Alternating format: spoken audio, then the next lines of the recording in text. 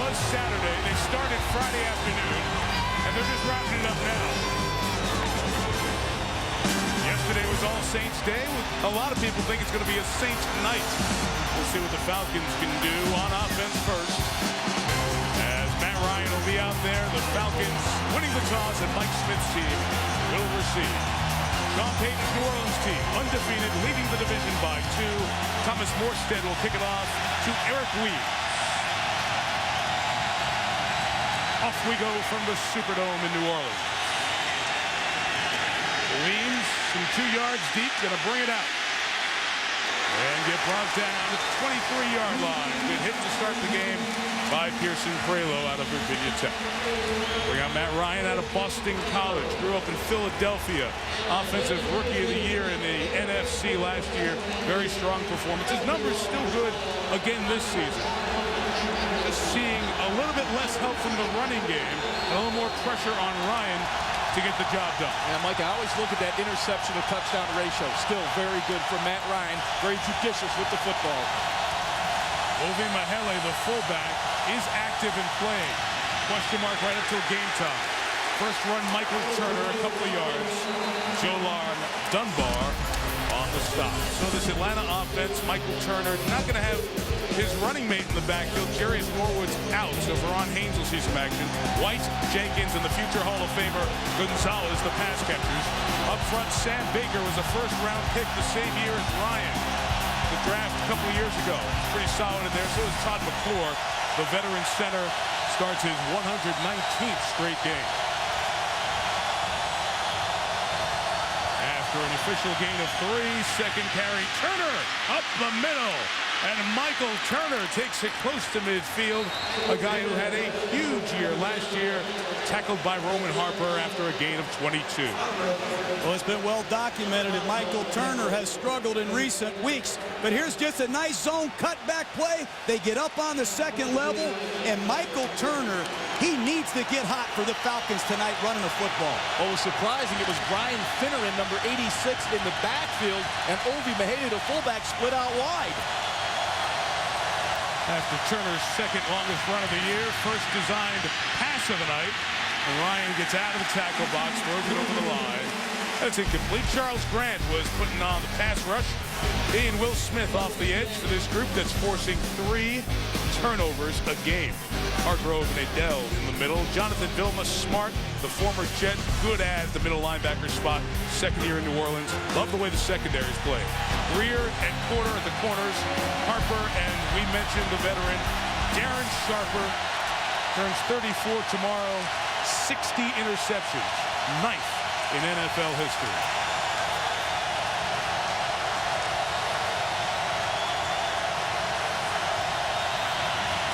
Ryan, 2nd and 10.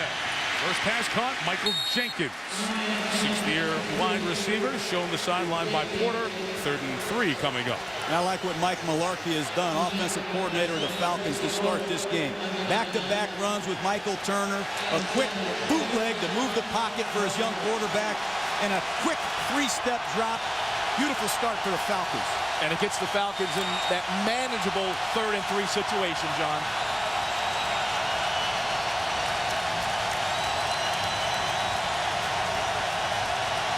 But everyone in the box looks like they're coming, and they're going to back out. Ryan got a good block from Finneran, who was in the backfield, and a completion to Roddy White for the first down. Tackled by Jabari Greer. Good job picking up the pressure. What a tremendous catch by Roddy White. Pressure on the outside, the bump and run. You'll see it from Jabari Greer, but the big size of Roddy White at 6 foot, 208 pounds. The throw slightly behind him, but great body control by Roddy White. Look at the hands, strong hands to snag that ball. First down, Falcons. We got the back end of the ball there as he was cruising on through. Good opening drive. Atlanta had a great opening drive at Dallas last week. Turner, no gain. Roman Harper makes the tackle. 4th year out of Alabama.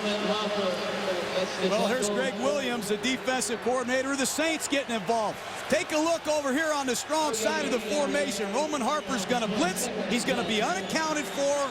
And usually good football players that aren't blocked make tackles. There's Greg Williams, the defensive coordinator. Matching wits with Mike Mularkey, the offensive coordinator. Those guys were back-to-back coaches in Buffalo, head coaches of the Bills. 2nd and 10. Ryan has time. Complete. There goes Gonzalez, the future Hall of Famer. Big game. 27 yards to the 13. Well, here he comes, the first joker of the night. They put Tony Gonzalez in motion, and the blitz comes away from the motion. And if you can pick it up, and you can get defenses with 3 deep and 3 underneath, Tony Gonzalez knows where to find these spots against zone defenses, and you can see he can run after the catch just like he did in those Kansas City days. And there was some confusion by the Saints defensively. They end up getting Tony Gonzalez on the backup linebacker, Marvin Mitchell. Justin Peel, the tight end, the block on the edge for Turner, who got the corner and has the opening touchdown. And the din has been silenced by the Falcons in 8 plays. How about that for an opening drive? Mike Mularkey goes to 3 tight ends. There's some confusion in terms of who has what gap, and Michael Turner bounces it all the way back to the outside. And wait till you see Roddy White blocking on the perimeter. That's big time. So Jabari Greer down. Jason Elam adds the extra point. Last week in Dallas, it was 16 plays and 80 yards. Tonight in New Orleans, 8 plays, 77 yards. And again, an opening touchdown for the Falcons. Back in the quieter Superdome. Quieter than it was just 4 minutes ago on the clock when this game started. The Falcons won the toss and walked it on down the field. Matt Ryan completing a couple of balls along the way. 3 of 4 on the drive. Capped by a touchdown run from Michael Turner. So 7-0.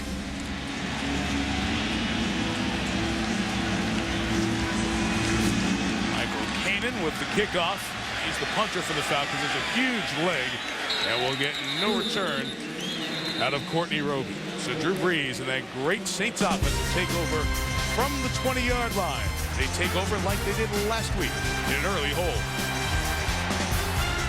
It was good to get a head start on this bunch. The New Orleans Saints, who score 40 a game. The Falcons got the first 7. Well, if you want to run the football, you got to have great blocking. Watch Justin Peel seal the backside. There's Tyson Claybo on Jolan Dunbar on the inside, and Roddy White with the key block on the edge. If you get Michael Turner some one-on-one looks in space, I don't care if you have Darren Sharper or who you have, he's gonna win. It's been one of the big questions in Atlanta. How come Turner hasn't been as good as he was last year? Slow start, but a very good opening drive for Michael. Brees and the Saints take over from the 20. Here's another Michael. Mike Bell, 4 to the 24. Chevis Jackson makes the tackle. Brees is the quarterback, making his 113th start.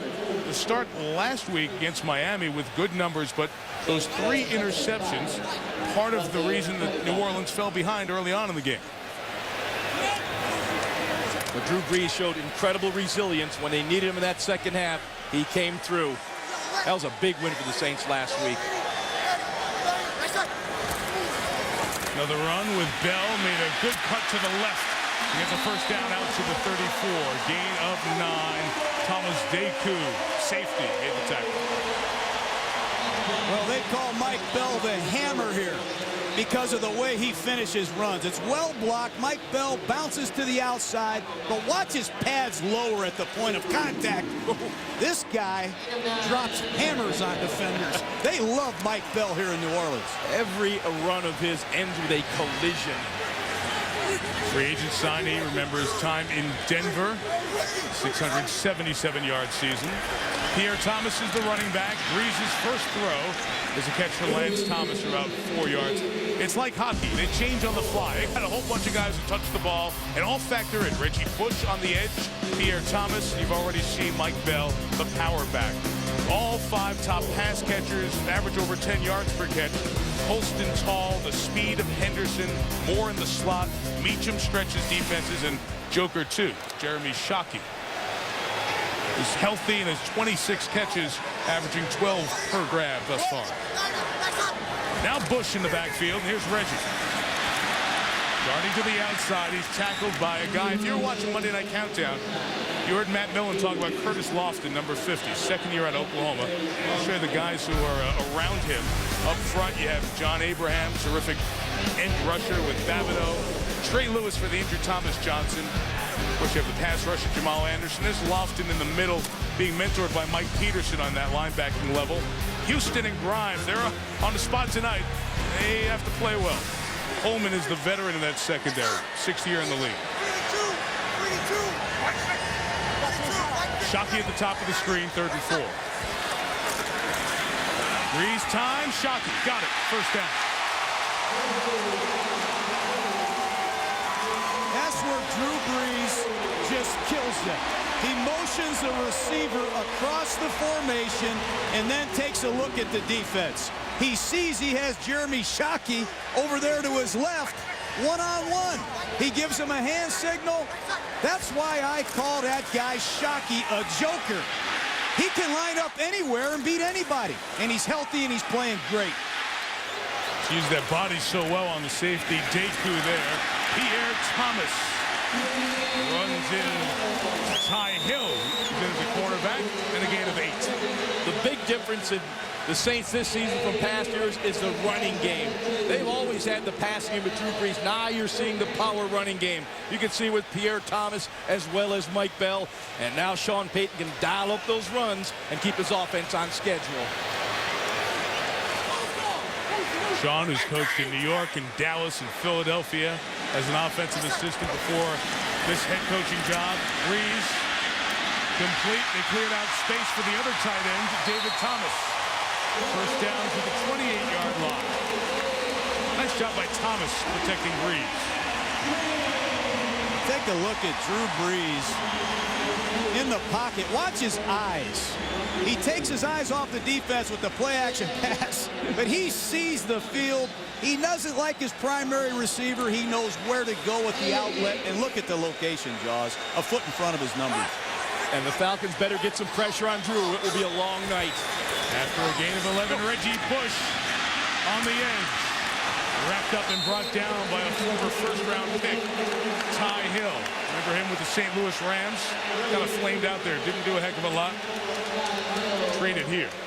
You know, the thing with Sean Payton and this Saint offense is, man, does he know how to start games. They scored 4 touchdowns on their opening drive already and a field goal, and they're well on their way to more points.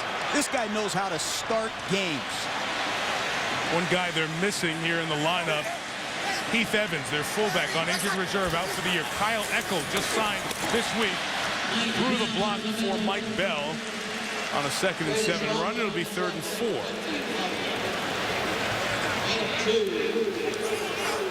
Kyle Eckel with the Philadelphia Eagles a year ago. Obviously, with Heath Evans going down, the Saints had a need to someone to fill in that fullback spot. Eckel comes in on like Tuesday or Wednesday and getting a lot of action tonight. You called me Italian Stallion. And the Philly guy. Yep. Out of the Naval Academy, was twice the MVP of the Army-Navy game. Play adjusted, 3rd and 4. Get to this run with Thomas, who got past the first tackler and goes in. Touchdown, New Orleans.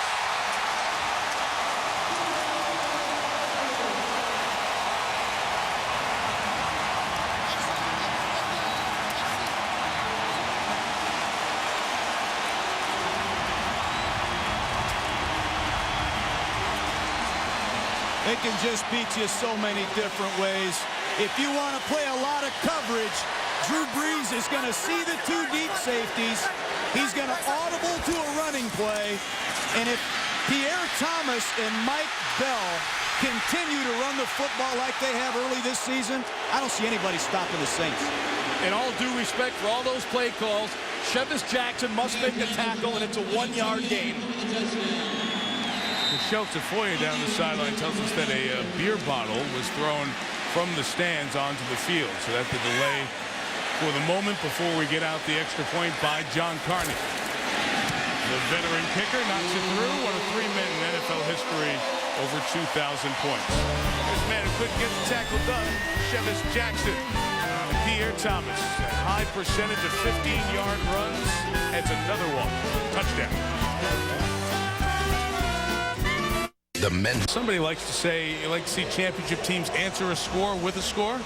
Is that true, John? Indeed. That was impressive. But, you know, when you look at the drive, they had 3 different guys carry the ball, 4 different guys catch the ball, and it's a 10-play, 80-yard drive. Outstanding. Yeah, 6 runs, 4 passes. They responded to Atlanta's first drive of 4 runs, 4 passes. Boy, when you have balance on offense, it's hard for the defense to zero in. Michelle told you about or told us about the beer bottle thrown on the field. So it's a kickoff from the 15-yard line that is run up and taken by Finneran. That's going to be great field position for the Falcons at the 46-yard line. So the overzealous fans cost their team a bit here. A very short field for Matt Ryan, the kid out of Philly, starring in Atlanta. On the field when you come back. ABC. 46-yard line. The 15-yard penalty on the kickoff, just to be clear, was for celebration by the Saints, not the beer bottle being thrown on the field, although that should be flagged, to be honest with you. In any case, now you know why the good field position for Atlanta. And a Turner run for a couple of yards with Roman Harper making the tackle. John mentioned the jokers at the start of this game, the tight ends who make such a difference. Well, what has Tony Gonzalez done for Matt Ryan? Well, in his rookie year, here's how Matt Ryan was spreading the ball around to the Falcon receivers, mostly to his wide receivers. Very little, 7% to the tight end. And a future Hall of Famer, I think that percentage is going to go up 26%, about a quarter of his passes now going that way to Gonzalez mostly. Tony with 28 catches now on the season. They bring Turner back to the backfield and run with him to the left. Jonathan Vilma waiting. Turner able to squeeze it across midfield. Was 3rd down coming up. And Mike, as I've watched this Atlanta offense so far through the season, they've changed the dynamic of their personnel. They use 2 tight ends now. 44% of the time they're on the field together. That's the most of any team in the National Football League. So clearly those 2 tight ends are going to get the balls if they have 2 of them on the field. And Tony Gonzalez certainly has changed that. But it's not only a short passing game. They will send Tony Gonzalez deep. He still has a great skill set. 3rd and 4, 5 defensive backs. And Gonzalez from the top in motion. Flag down as Ryan gets rid of it. Incomplete, but the Saints were getting antsy up top. First flag of the night. Our referee is Jeff Triplett. Offside, number 50 in the defense. The 5-yard penalty. And he's just checking to see if it will be a first down. It should be. Results in a first down. Thank you. Marvin Mitchell, the linebacker, came in the nickel situation, jumped. Well, take a look at it. It's clearly going to be an open side blitz, and Marvin Mitchell just jumps the gun. And Michael Malarkey and Matt Ryan do a great job with the snap count on 3rd down. They'll snap it quick. They'll use a hard count. They vary it. You got to concentrate better than that.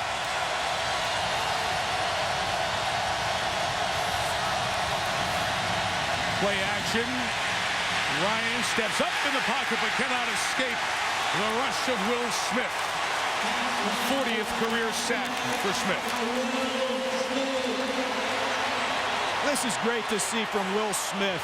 We all know about his contract, but let's see him work here against Baker, the left tackle. He gets the outside edge, and he still has foot speed, Jaws.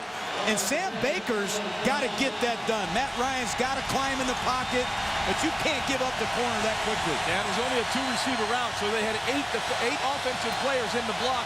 Still got the pressure on Ryan. 2nd and 12. Ryan turns and throws. A little bit high and incomplete. Intended for Michael Jenkins, who will have another pass rush situation coming up. You heard John mention Will Smith, first-round pick out of Ohio State in 2004. The contract you referenced was 6 years, $70 million in 2008, and everybody expected 10.5, 14 sacks. Well, he had 3. And people were a little down on him, but he has picked it up here this year. He had sports hernia, and that surgery in the offseason really slowed by that injury last year. 3rd and 12, they go quick that time, but only rush 3. Still get Ryan. Will Smith, Anthony Hargrove.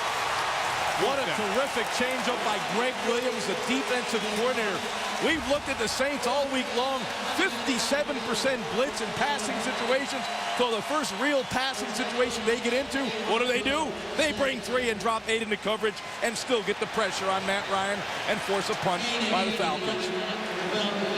Lance Moore goes back to return the punt. He's even more sure-handed than Reggie Bush, and the punter, Michael Koenig, gets great hang time on his kicks. And Moore makes the fair catch of a tough-to-bring-down ball at the 8th. And it fired up on the defensive side. Should be. A couple of sacks on that drive. Good field position turns into no points for the Falcons. Back for the Saints last week in Miami. They were down 24-3. Drew Brees talked Sean Payton into going for it. Last play of the half, they get the touchdown as part of the comeback. Extraordinary 17-foot leap by Reggie Bush to break the plane. Brees' second rushing touchdown caps the comeback. 36 in the second half, outscoring Miami 22-0 in the fourth, remaining unbeaten with a 46-34 win. Yeah, and a fabulous come-from-behind win, and that will pay huge dividends down the road. You put that one in the reservoir, because somewhere down the road, you're going to fall behind, and you know you've done it already. You can come back. That will build your confidence.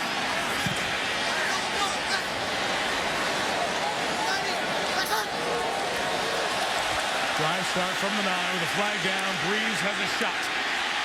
Off the hands of Shockey and almost intercepted by Stephen Nicholas, but he couldn't bring it in. Comes down incomplete. We'll check the flag at the line of scrimmage.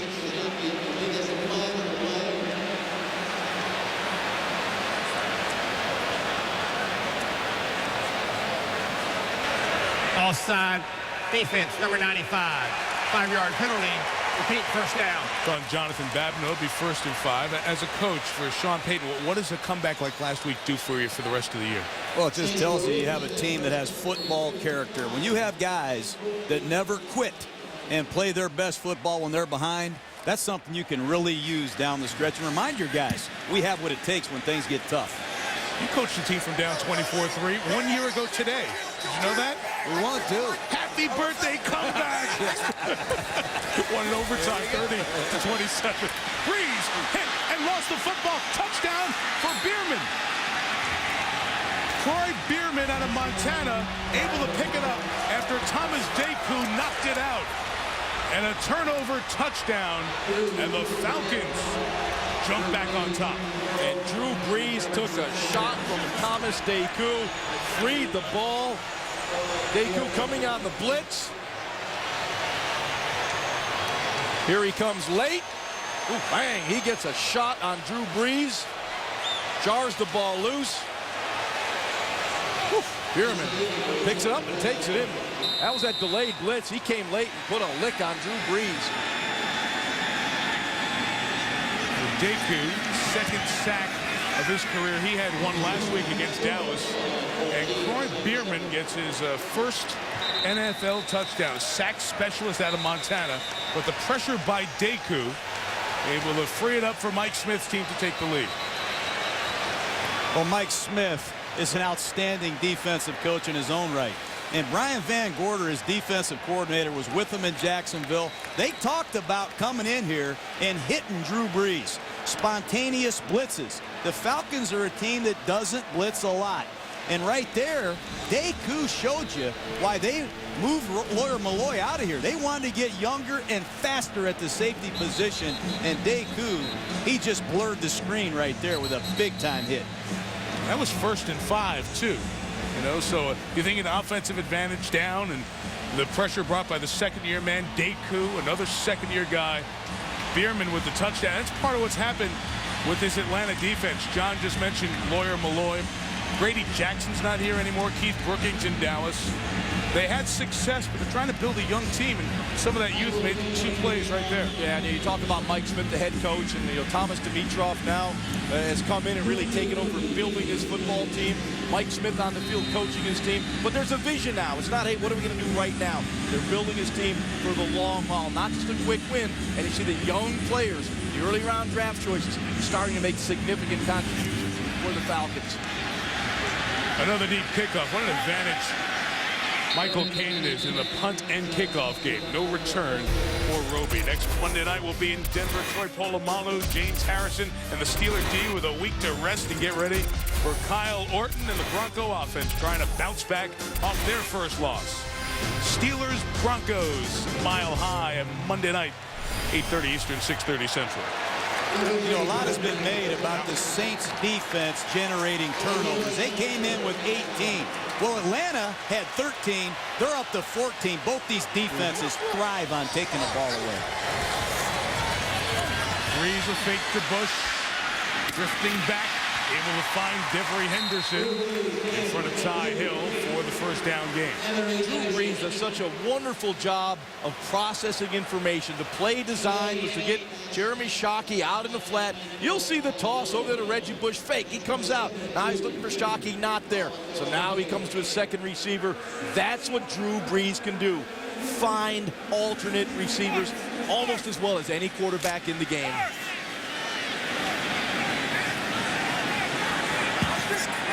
Saints bringing an extra offensive lineman, Zach Streif, who reports as an eligible receiver. Business on that end, blocking. Push goes the other way. Reggie trying to get out the back door, but a push in the back is likely going to bring back this first down game. They might get Meacham, the wide receiver, on an infraction here. Holding. Number 80 of the offense. 10-yard penalty. Still second down.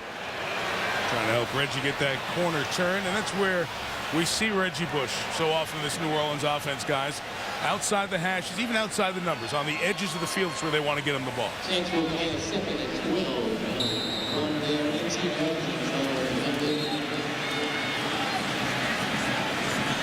So the flag makes it 2nd and 12 for the Saints.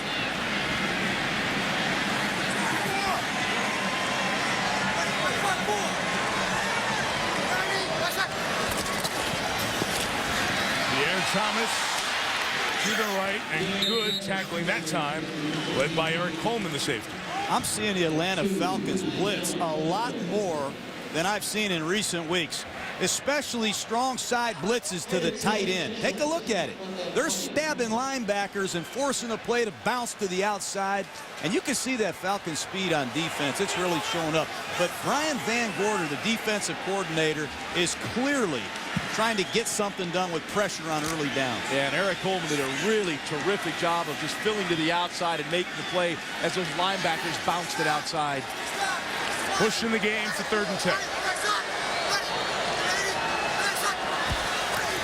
Here comes more pressure, and Breeze throws complete for the first down to Marcus Colston. Marcus forward progress across the 30, but there is a marker down in the secondary.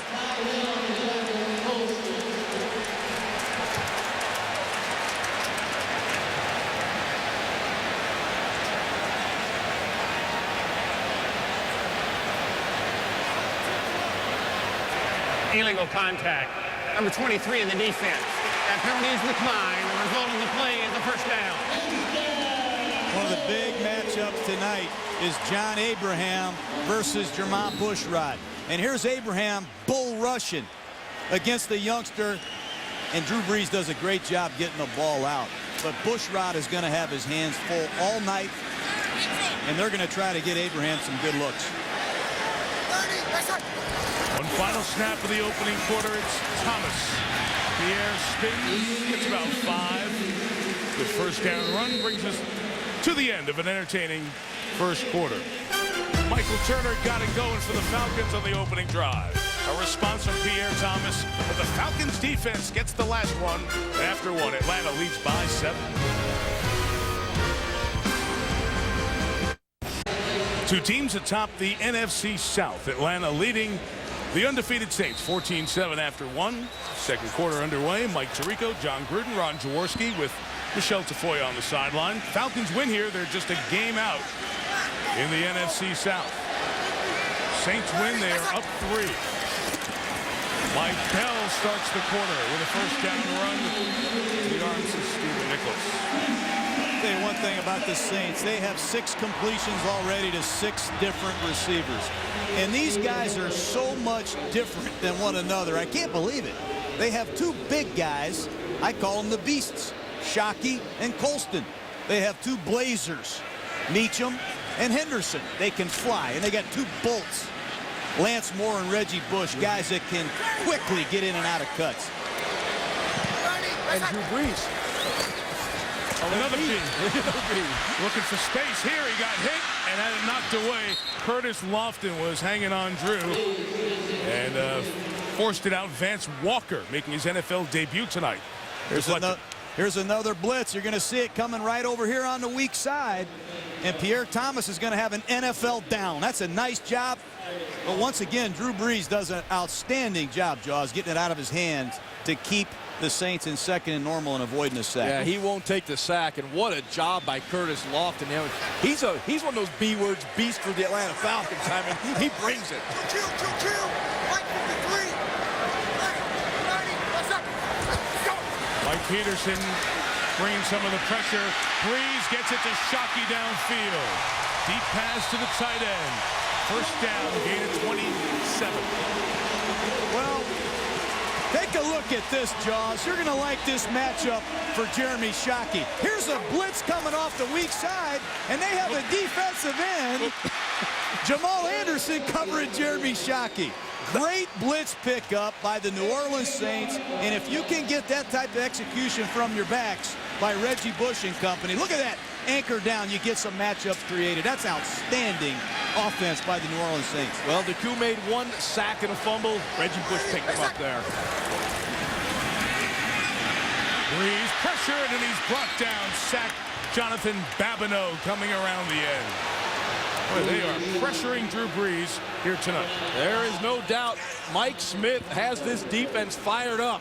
They know their chance to win this football game is to get pressure on Drew Brees. Check it out right here. Number 95, Jonathan Babineau, goes right around Carl Nix. Good leverage. You love to see a defensive line come with leverage and flip those arms over the top and get the pressure on the quarterback and get the sack. That's a nice stunt. We call that an ET game. The end goes inside, the tackle loops outside. Saints didn't execute the switch. What, you make the quarterback phone home, ET? Second and 17 timeout. Very good, Mike. You got that, John? Got that one, yeah. Deep out of the movie reservoir. First timeout calls in the half. Any of you guys venture to Bourbon Street on Halloween night? No. No? Josh, you did. No. I did not. John? I kind of snuck down there. And what, You know it. What kind of report do you have for us? The scouting report was unbelievable. There was two of everything. After the New Orleans timeout, second and 17. Brees has to come back down to Thomas, the second tight end. Got all but one. Gain of 16 for David Thomas, expat. Was with New England last year. Well, that's the guy Sean Payton is going to lean on. They just lost their fullback last week. The thing about Drew Brees, though, is he knows where everybody is, and he practices like this. Look at him setting up to throw the ball down the field. He resets. He finds that third option. And once again, it's an accurate throw, allows Thomas to run after the catch. That's big time. Poise in the pocket, especially after you've been hit hard a couple times. John, I'm glad you mentioned practice because we saw Drew Brees do that at practice. Throw the football, then go through his progression. He knew where everybody was on every single play. We have a timeout called from the back. Let's see. Did not see Atlanta call a timeout. Might be administrative with the clock. As the back judge came running in. There's a problem with the play clock. It needs to go to 10 seconds, please. 10 seconds.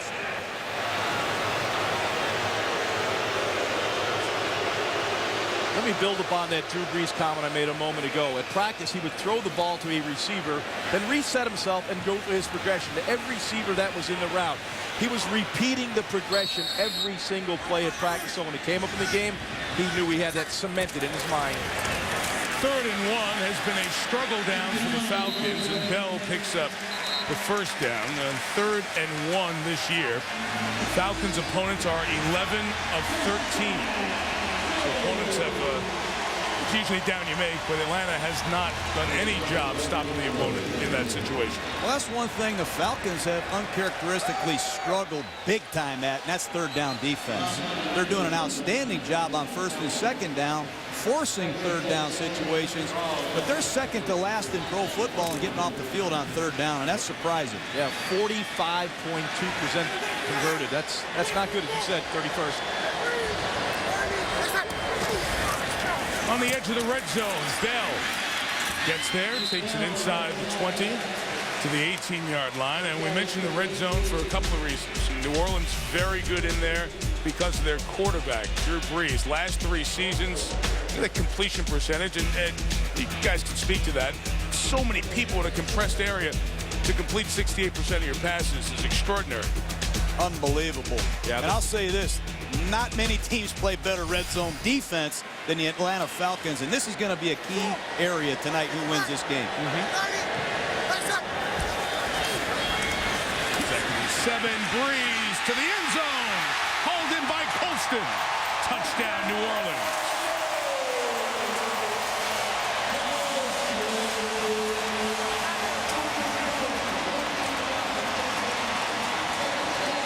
Well, it's all about matchups. That's the name of the game.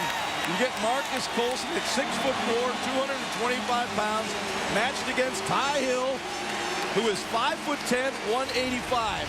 You throw it high enough so only your guy can go up and take it away. Boy, and that's courage. That's courage on the part of Drew Brees to make that throw, because that is tight coverage. Touchdown catch number 6 on the season for Colston. New game at 14. Marcus Colston is a beast. Look at that size. One of those beasts you talk about, 6'4", great body control, boxed out, off the touchdown.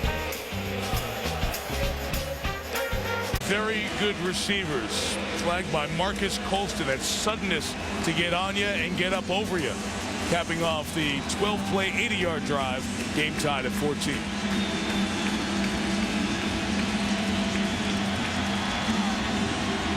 Thomas Morstead also does a good job with kickoffs. Sent an NFL best 26 to the end zone this year.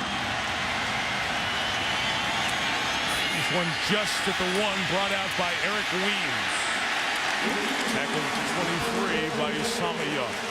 Drew Brees is completing 67% of his passes this season because he has the courage to throw the ball into small windows, not big openings. He'll take the risk. He doesn't have access to the results. He'll still make the throw. He trusts his wide receivers to make plays. And why not when they're 6'4", fast, big, strong, with great hands, and they'll go up and take it away. Yeah, I'd throw to those guys, too. Keep throwing it to those guys. You're right, John. Been 7 minutes on the clock since the Falcons ran a play. Ryan got a slant. Roddy White to the 38. First down gain of 16. Boy, I like Roddy White. Bump and run coverage. This is another big receiver. That's a big-time player. Look at him set him up on the release. He's got a size advantage on Tracy Porter. Roddy White can play. And Tracy Porter took the worst of that. Tried to get up for a second, but was woozy. So they'll come out and look at the second-year cornerback out of Indiana. Had a terrific start to his rookie season, then hurt his wrist, was out the rest of the year. And very good cornerback here in this NFC South. Boy, he is playing very well. The fact is, we break down the numbers, we look at the tape. He's been targeted 45 times, only 24 complete against him. Well, they'll look at Porter, and we'll step out for a second. Hello, I'm a Mac. And I'm a PC. Saints medical staff has been spending most of this time out talking to Tracy Porter. Look at this.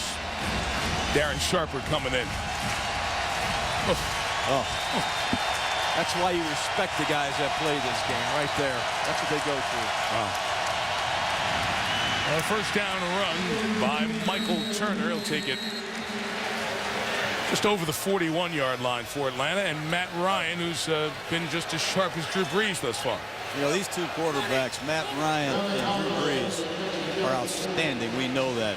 When Brees went to New Orleans, I had a hard time with it when I was coaching. But when the Falcons got Matt Ryan, I crawled underneath my table. I was very disappointed to see him show up in Atlanta. Two good quarterbacks, and the gritty Jake Delhomme, of course, in Carolina.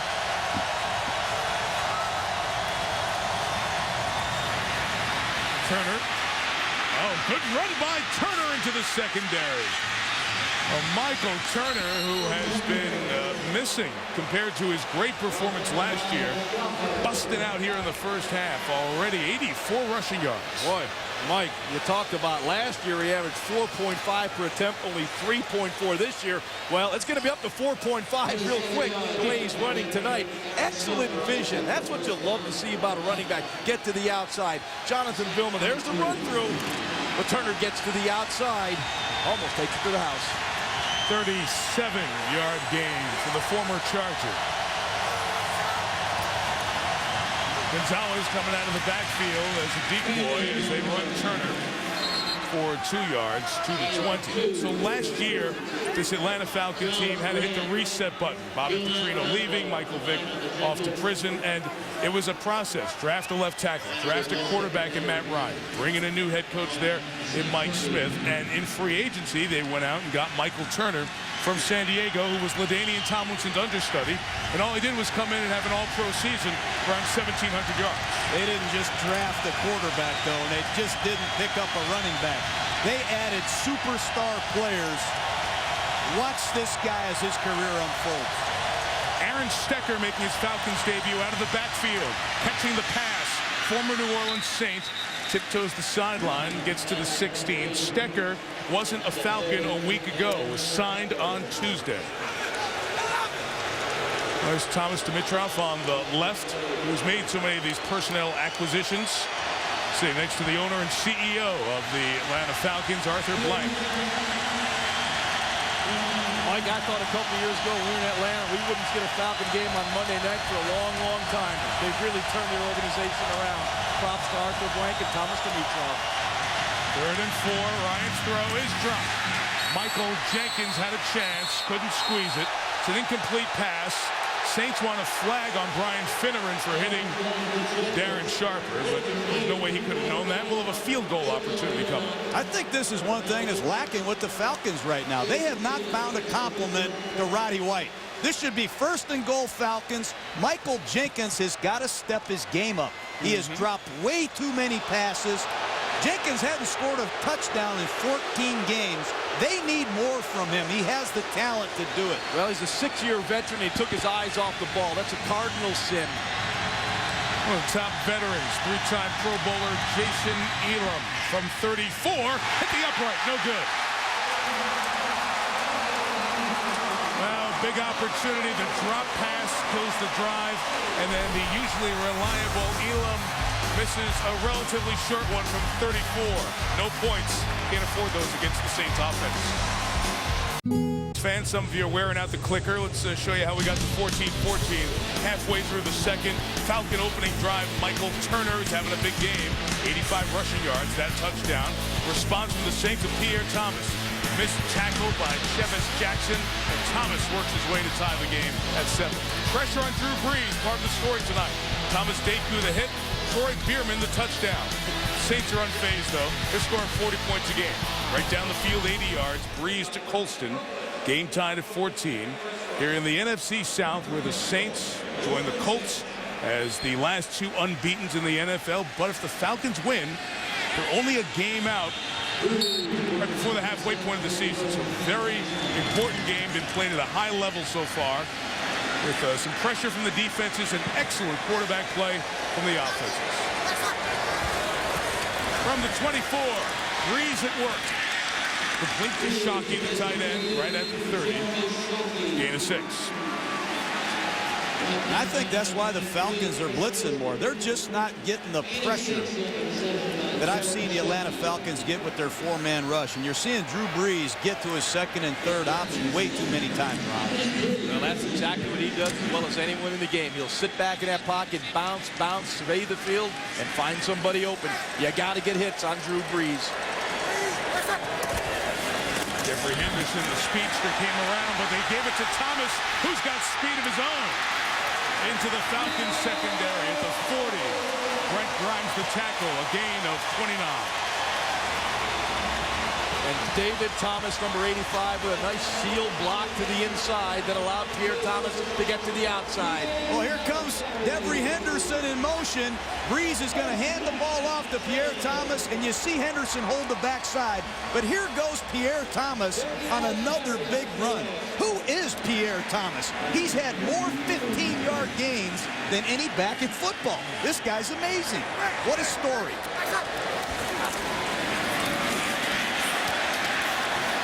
Gets pinballed around for a gain of 3 yards. On the run, Pierre Thomas, in his 3rd year out of Illinois, was an undrafted guy. Came in here when they had all the injuries in 2008 and led the team in rushing. And that's what you were just talking about, John. Highest percentage in the NFL. 10 of his 62 rushes, 15 or more, including the touchdown we just showed. It's amazing.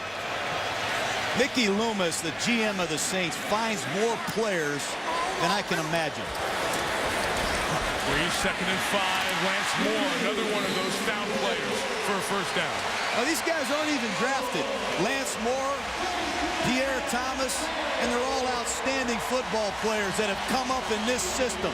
And Mickey Loomis, he goes out and trades for Velma. He trades for Jeremy Shockey. He signs Drew Brees, and he and Sean Payton, they work together developing players. And they have become a dominant football team because of that, Ron. And throw Drew Brees into that mix. They are really synchronized as far as what they want to do. Going with Thomas, that time he's trapped behind the line of scrimmage, trying to fight away from the veteran Mike Peterson and Jonathan Babineau, who made the tackle.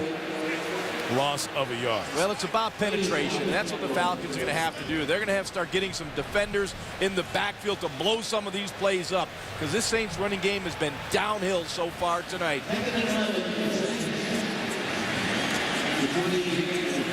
How can you not love Sean Payton, man? He just loves calling plays. Got a lot of them. Kill. Like 50, 30, 90 seconds. Breeze, Henderson, Devery on the sideline, flag down.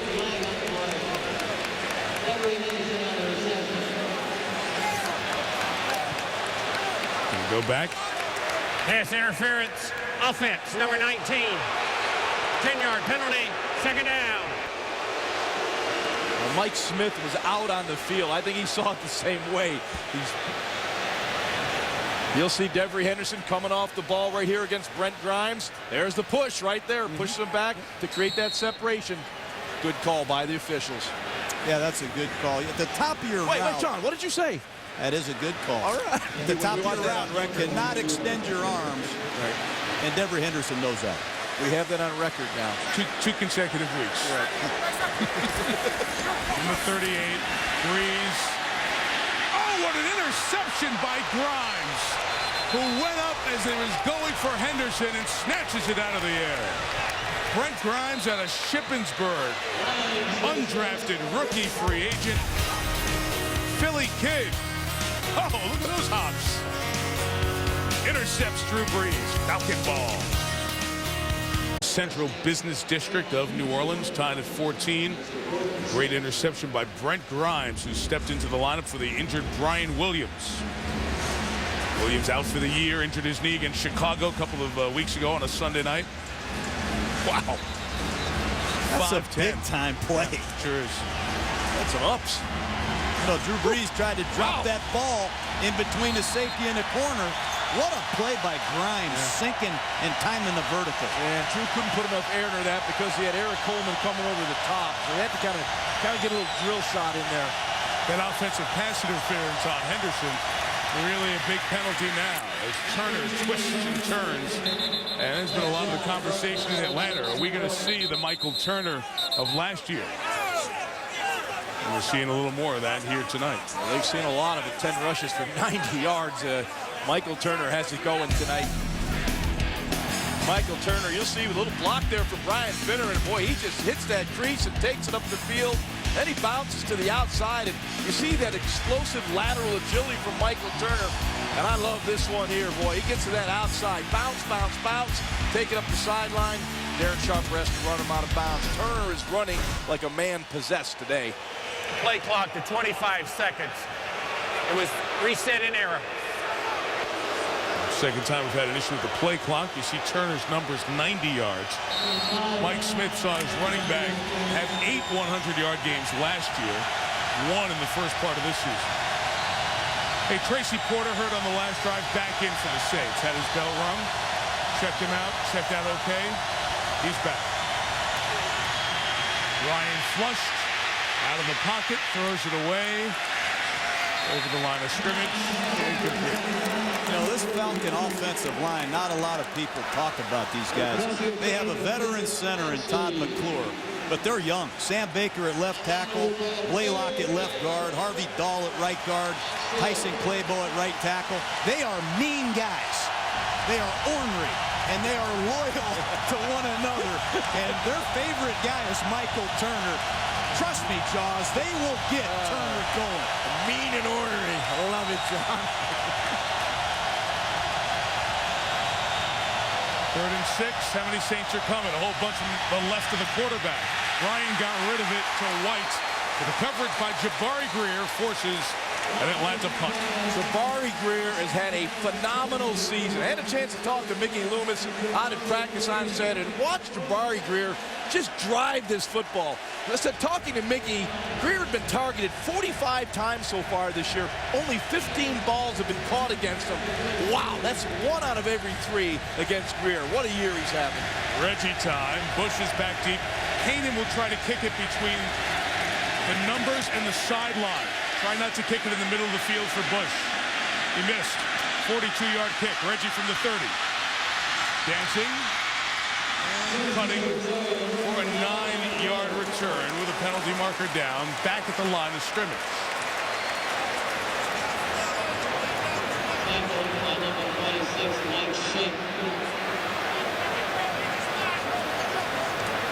Curtis Lofton at starting middle linebacker for the Falcons injured. Holding. Number 52 of the receiving team. 10-yard penalty. First down. The flag is on Jonathan Casillas. For the Falcon fans, big concern about their star middle linebacker Lofton down there on special teams and now down on the ground after that play. His own guy comes charging in. The other starting linebacker, Stephen Nicholas.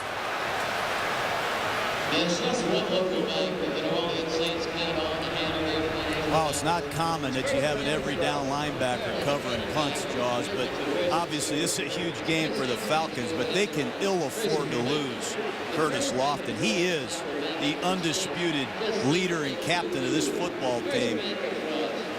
I hope he's okay. Lofton took over the leadership role in that defense after Keith Brooking left last year, after last year, going over to Dallas. So we're sitting here at 14-14 with 2:46 left and concerned about Lofton. You know, you talk about these two teams, and it was 06 for New Orleans and the start of last year, start of 08 for Atlanta. They had to hit the reset buttons for different reasons. And one of the things as we look around the league, you see a good team, coach, quarterback, stability, and both at the same time, those guys came in together. How important is that to turning this around for both teams? Well, it's huge. Obviously, you got to have the right coach, but you got to have the right quarterback. And when Atlanta got Matt Ryan and when the Saints got Drew Brees, those are monumental moves for these two franchises. And let's be honest, the Falcons haven't had back-to-back winning seasons in their existence. That's right. Yeah. And I think the Saints only have 8 winning seasons in their history. Correct. And it's all about percentages. That's what this game is about. So what gives you your best percentage shot to win football games? Get a rock-solid quarterback and a guy that's going to be under center for a decade for you. That's how you get it done. You get a Matt Ryan. You get a Drew Brees. That's your best percentage shot of winning consistently. Lofton helped off the field. Coy Wire steps into the middle linebacker spot for the moment for the Falcons. Brees, 1st and 10 throw is complete to Colston. To the 35, a gain of 15 for Marcus. 2:35 to go and a couple of timeouts for New Orleans. Once again, a first down blitz by the Atlanta Falcons, and you see the pickup by the New Orleans Saints, and Drew Brees throws a perfect strike to Marcus Colston. Very interesting. Mike Peterson, who's going to slide over and play that spot, because he's called the signals in this defense before, had, I think, one of the helmets with the radio, because Lofton's the guy who wears that coach-to-player communicator. Bush on the edge, puts his head down and gains about 6 yards. Remember, they gave the defense the ability that the offense has to talk from the sideline to the players. The defensive guys say sometimes it doesn't work. Mike Peterson said, get this helmet out of here. I don't need this. And he got a correct helmet. Please reset the game clock to 2:02. 2:02. Timeout. New Orleans, their second. So the Saints take a timeout, try to squeeze another play in here before the 2-minute warning. You talked about these guys and the franchise difference makers they are, John. Well, you're darn right. I used to sit around. I love basketball. And I remember when Shaquille O'Neal joined the Orlando Magic, and life's changed down there. And when Tim Duncan showed up in San Antonio, hey, they're pretty good. And when the Kings showed up in Cleveland, the Cavaliers are a perennial power. And that's what happens when you go get Drew Brees, Cool Breeze, the surgeon.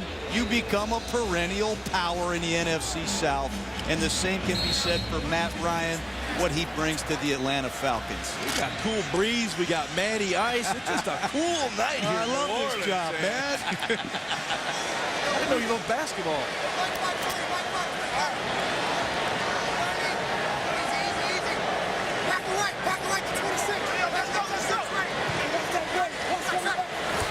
Second and 3. Breeze bought himself time. Down the middle. Strike to Meacham at the 28.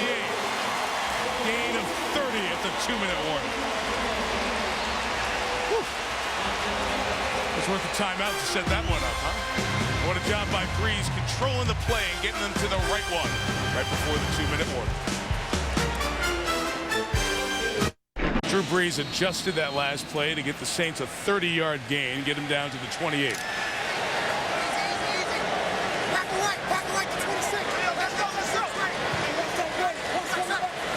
That stuff, the guys will tell you how important that is to get everybody on the same page and get him to the right play.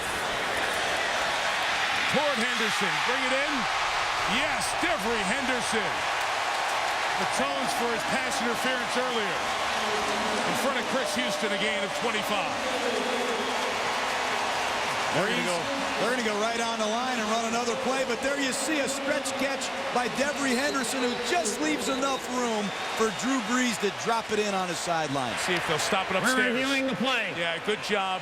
Good job upstairs, as that one was close. And you mentioned it, John. They were running up to the line, catch the Falcons in personnel, try not to get the review. Last 2 minutes, booth review. They'll look at this. Catch one. What comes down next? An elbow comes down inbounds. And just make sure that the ball is held through the catch. You're not going to see the second foot, but you will get the elbow and the tail down. I think they're going to give him a catch here, but let's talk about Devery Henderson. Here's a guy that struggled to catch the ball, Ron. He struggled to catch it his first couple years in the league, and this guy has worked himself into a sure-handed, outstanding young receiver, and I really credit Curtis Johnson, the wide receiver coach of the Saints. This kid Henderson practices catching handkerchiefs that are dropping to the ground. He'll play catch with trainers and managers. I watch this guy catching balls between periods after practice. This guy's really coming on for him, and I'm happy to see hard work pay off. And Drew Brees is the kind of guy that will stay after practice, work with the wide receivers, throw and throw. They'll use a jugs machine to catch footballs. And clearly, when Devery Henderson came in this league, he had poor hands. He's come into a situation now where he really catches the ball very well. I can't tell you how impressed I am with the battery of Sean Payton, the head coach, and the quarterback. After reviewing the play, the ruling on the field is confirmed. It is a catch. Drew Brees. They put together a system that they collaborate with on a down-by-down basis. And the trust that Sean Payton has in Drew Brees, I think it's unparalleled in football. Like the way he talked him into going for that touchdown at the end of the half last week. 4-4 on this drive. First and goal from the 4. Pierre Thomas just shy of the goal line. Well, we talk so much about this power running game of the Saints, how it's really augmented the passing game. This is when you have to be able to run the football. I think the Saints have two potential Pro Bowl guards. Left guard Carl Nix, just a second-year guy out of Nebraska, and of course Jari Evans at right guard. You stand next to these guys. They are mammoth, and they love thumping people, especially in goal line situations. Spread him out. Bush is the back. Reggie on the toss to the edge. Touchdown.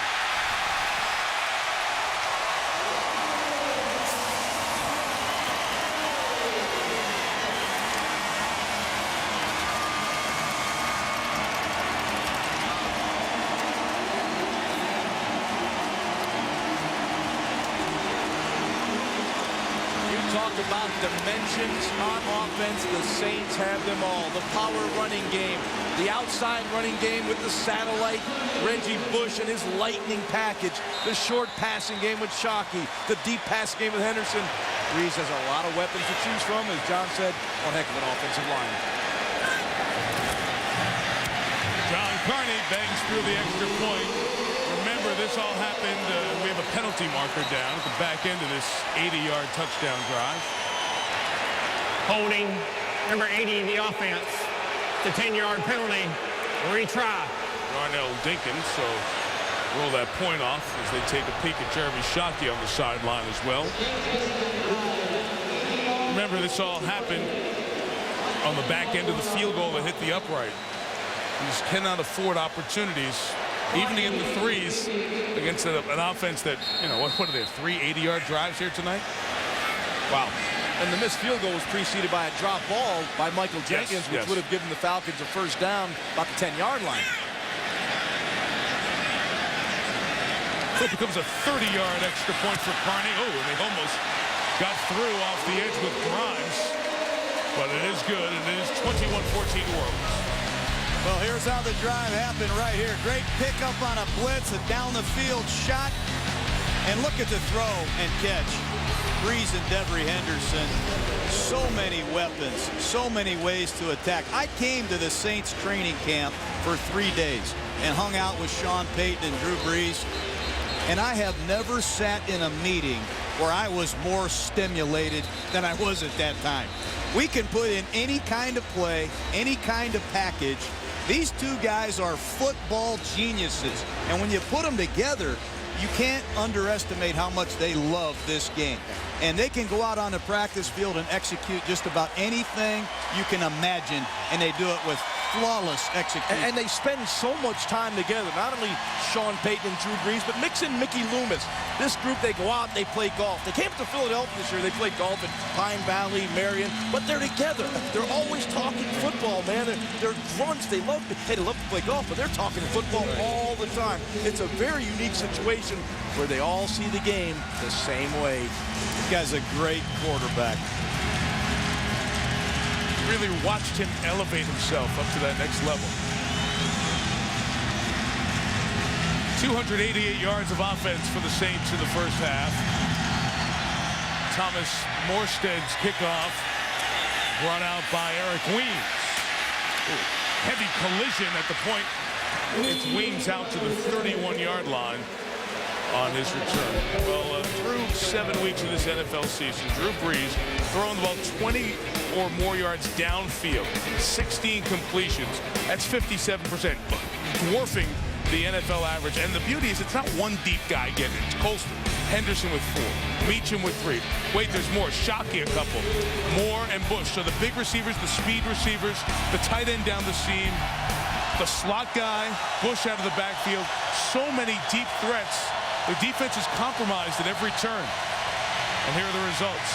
2-minute drill time for the Falcons with only a minute to go. Veron Haynes starts it with that completion, and quickly Mike Smith takes a timeout with 52 seconds left. Falcons will have a couple left. They'll operate from their own 38. Chris Berman and Tom Jackson standing by for the Toyota halftime show. Will reprise the Favre return to Lambeau. The Broncos lose for the first time, and Ted Ginn on the way out in some respects, and knockout punch he gave the Jets in the third quarter. 100-plus yard kickoff returns in that third yesterday. Special teams count. Don't ever forget that. Big drive for the Falcons here. I agree with you, Jaws, especially because New Orleans gets the ball first to start the second half. Ryan, intercepted. Going the other way with Jabari Greer. Touchdown! Killer touchdown for the Saints.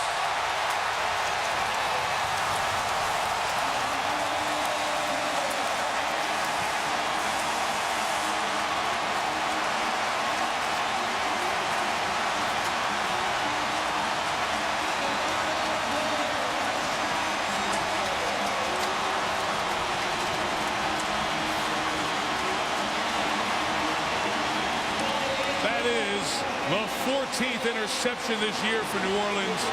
5 of them have gone back for touchdown, and the Falcons are down 2 touchdowns.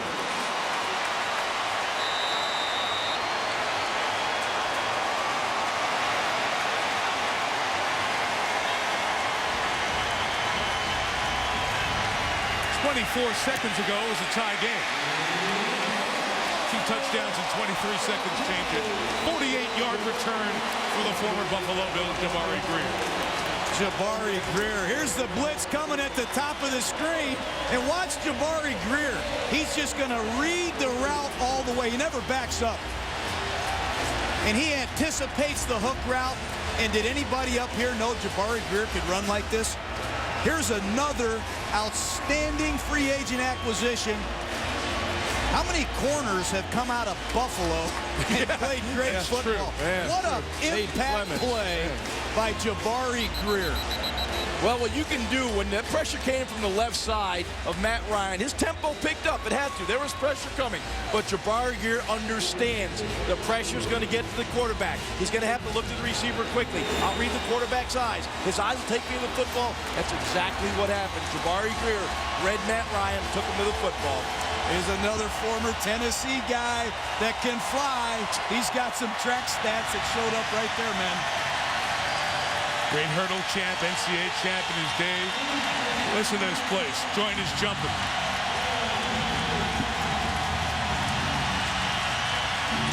Matty Ice would like to have that one back.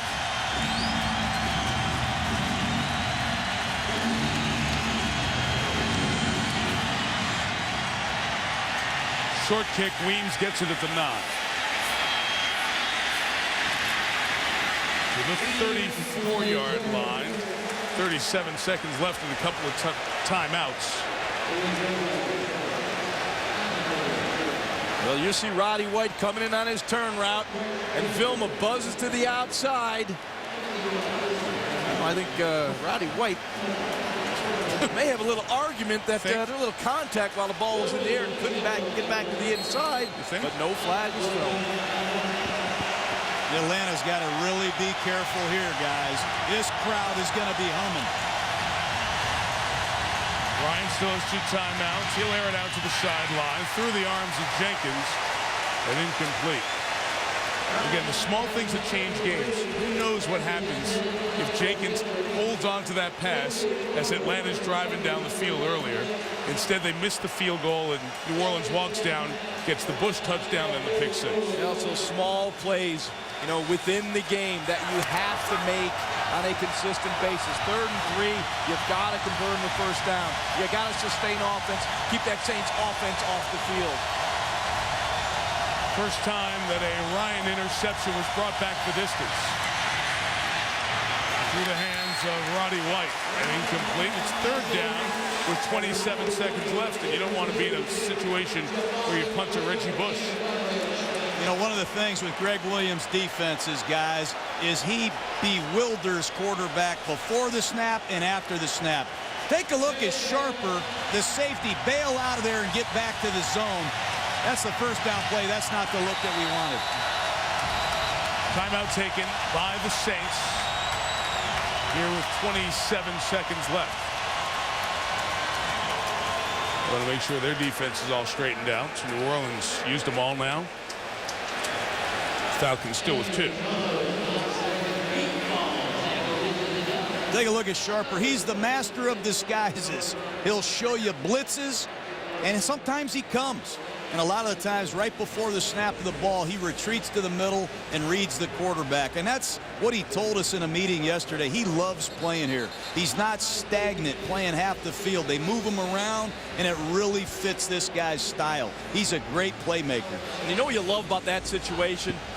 It was 2nd and 10. There's 27 seconds to go. Greg Williams dials up the blitz. He brings 6 after the quarterback.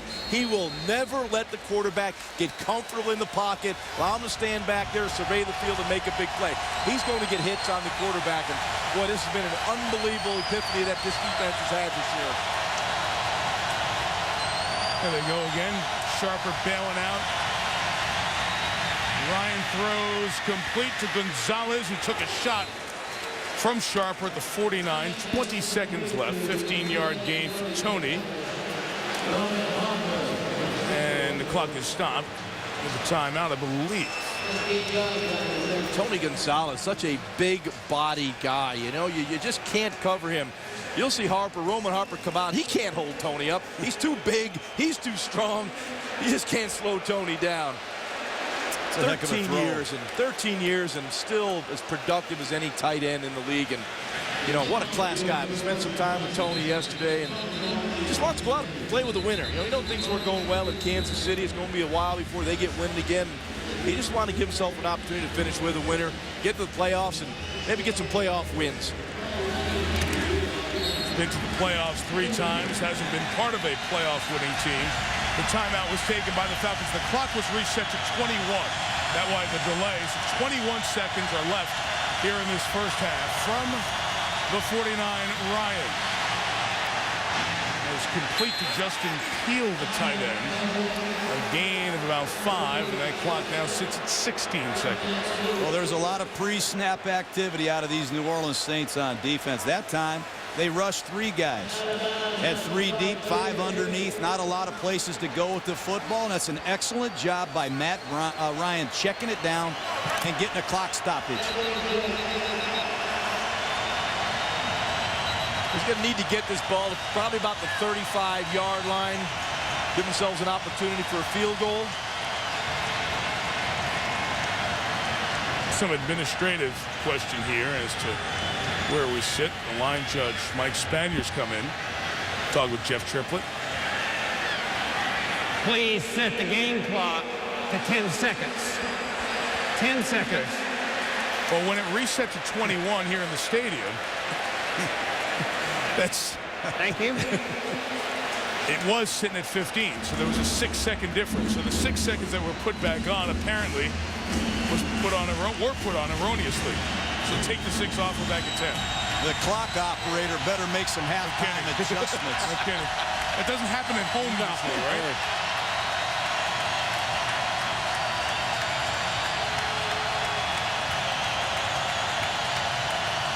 The question comes after the Gonzalez catch, who called the timeout and where?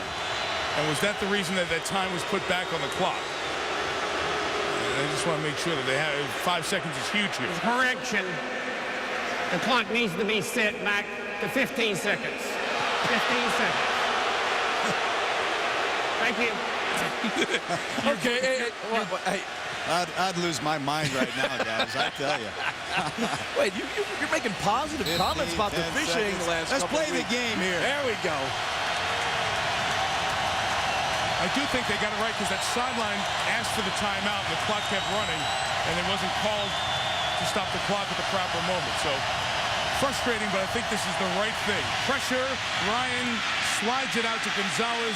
They're right at the edge of field goal range here, and Mike Smith is over by the official on his sideline to call timeout with 9 seconds left. I really like what Matt Ryan did coming back after the interception.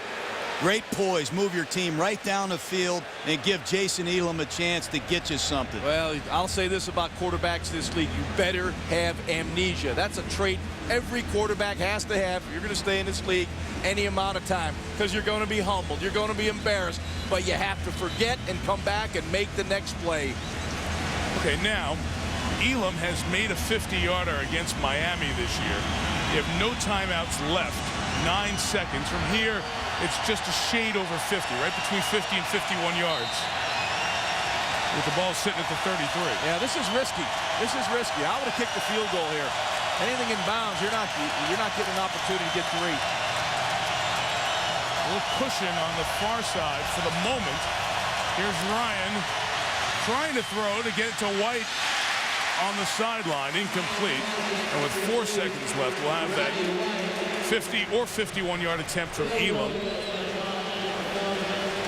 Of course, Jason Elam, one of the long kickers in NFL history. And he had him. He had Roddy White to the outside. He just missed the throw. Mike Mularkey's another guy that has a play for every situation, I'm telling you. This for the 40th 50-plus yard field goal in his career to tie Morton Anderson with that many 50-yarders. Not a chance. So it's been a bad first half for Jason Elam. A miss that hit the upright from 34. Nowhere close from 51. And at the break, the Saints lead the Falcons by 14. They'll get the ball first. New Orleans will. Here's Chris, Toyota halftime.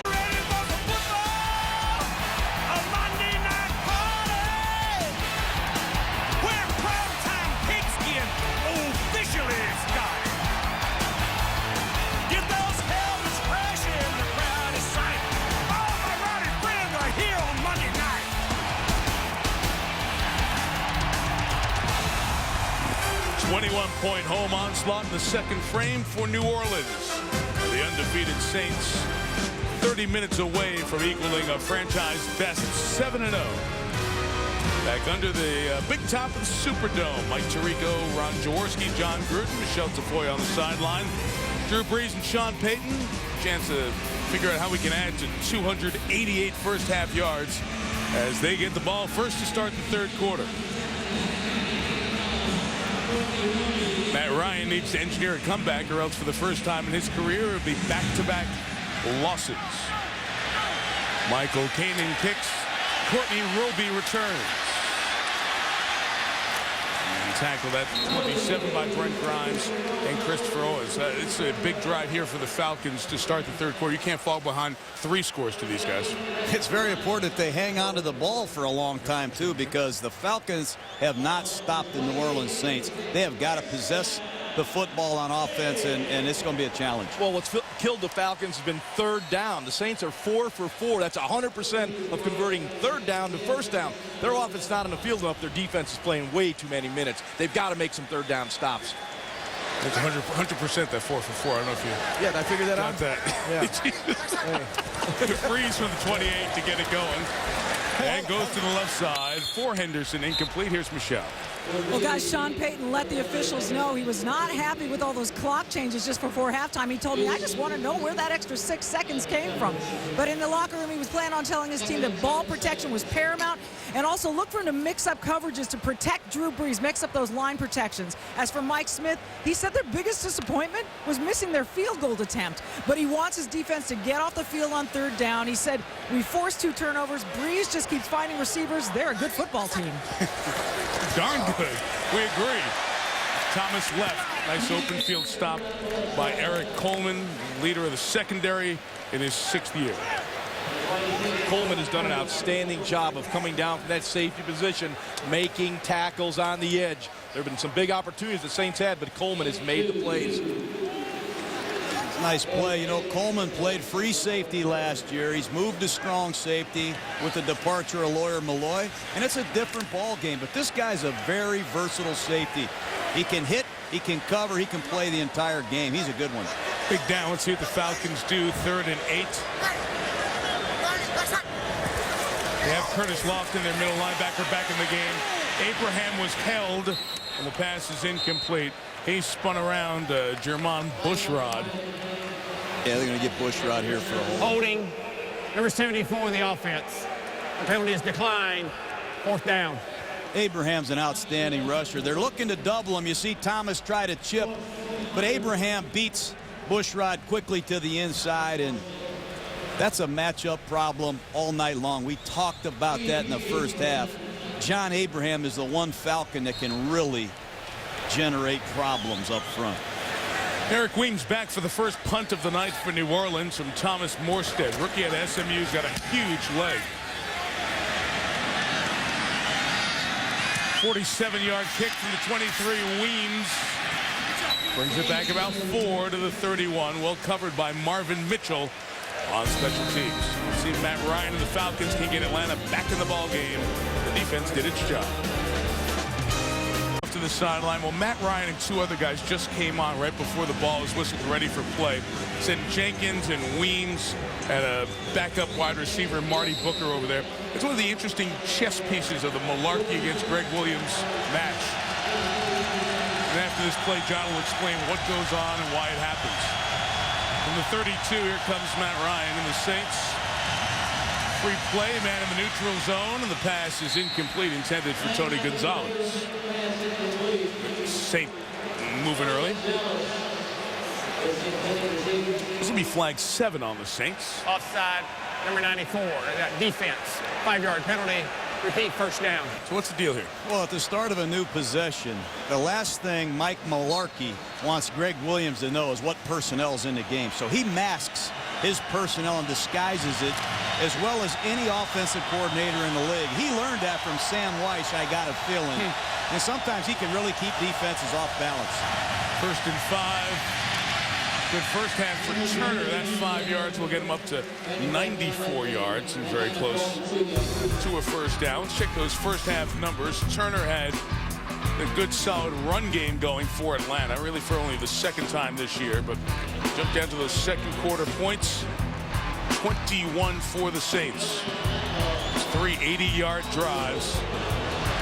And a pick 6 by Jabari Greer that took the margin from 7 to 14. Just 42 seconds before the break. How about Drew Brees, 88.2% complete? Wow, that's a half. 15 of 19.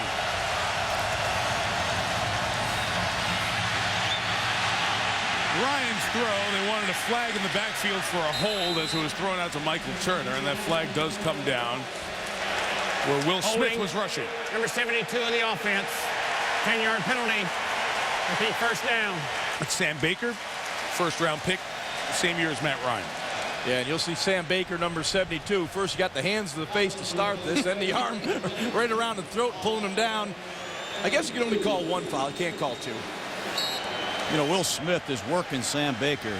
He got him twice in the first half. He's off to a great start here early in the 3rd quarter. And these penalties against the Greg Williams blitzing scheme and this noise, they kill you.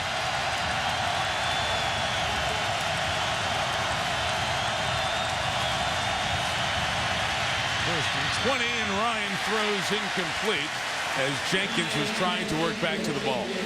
The one thing you notice as the pressure begins to build, the pressure from the defense on Matt Ryan, starting to pick up his tempo, playing a little faster, not feeling that comfort level in the pocket, playing a little frenetic. He's going to have to calm down a little bit, trust his line is going to give him time, and allow his receivers to get open down the field.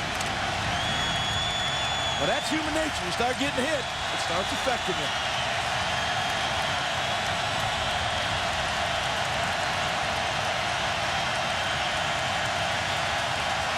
2nd and 20, here comes the blitz. Picked up, Ryan taking a deep shot for Roddy White. Oh, he caught it. White, I think, faked Greer out and took it to the end zone for a touchdown. 68 yards, Roddy White gets the Falcons back in it. That ball dropped out of the dome here at the Superdome in New Orleans. That was a big old, deep, high-arcing throw. And a terrific job by Roddy White locating the football. You'll see Greer in the coverage. That ball's way hanging up in the air. There was some incidental contact. Roddy White makes the catch. That's the first touchdown pass Jabari Greer has given up all season long. Great Blitz pickup by the Atlanta Falcons.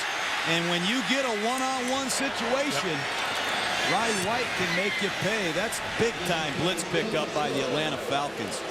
Jason Elam adds the extra point. It was 2nd and 20. Greer took a touchdown back at the end of the first half. Start of the 2nd half, Roddy White gets him for 6. When people 2 homers in the bottom of the 7th, and the kid from Philly, Matt Ryan, just hit a home run on a deep shot to Roddy White. 68 yards on 2nd and 20. And the Falcons climb right back in this one. First point of the 2nd half, 28-21 New Orleans. Thanks for that Phillies update there, Michael. You're welcome. Appreciate that. family's at the game there in Philly tonight, so. You sure talk about Philly a lot. You know that? That guy, I live there. that's a guy who knows Philadelphia. Sean Payton was quarterback coach when you were offensive coordinator. Yep. Come on, John, you were my boy when you were coaching there. Right back in this game, important game, 2-game lead for the Saints in the NFC South, and they had momentum taken away for a moment. Courtney Roby bringing it back down the sideline. The kicker, Kanan, a nice job to push him out of bounds, shy of the 40. All right, back to that touchdown shot, Ryan Terati.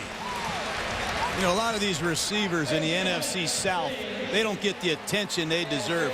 There is a little jostling, to say the least there, but I always give the tie to the receiver. I love Roddy White. This guy's going to be the third. He's going to go over 1,000 yards 3 straight years. This is a big-time football player. Big time. A little jostling. First down from the 38. A run with Mike Bell will not go anywhere. The ball spits out. They say the ball was whistled dead with progress and no gain for Bell. And this Atlanta defense, 3 and out to start this second half. See if they can back that up. And I got a feeling Mike Smith went into halftime and got his defense's attention. 288 yards and a half against the Mike Smith defense doesn't happen. They've come out here, got a quick stop, and they're off to a good start in this series also.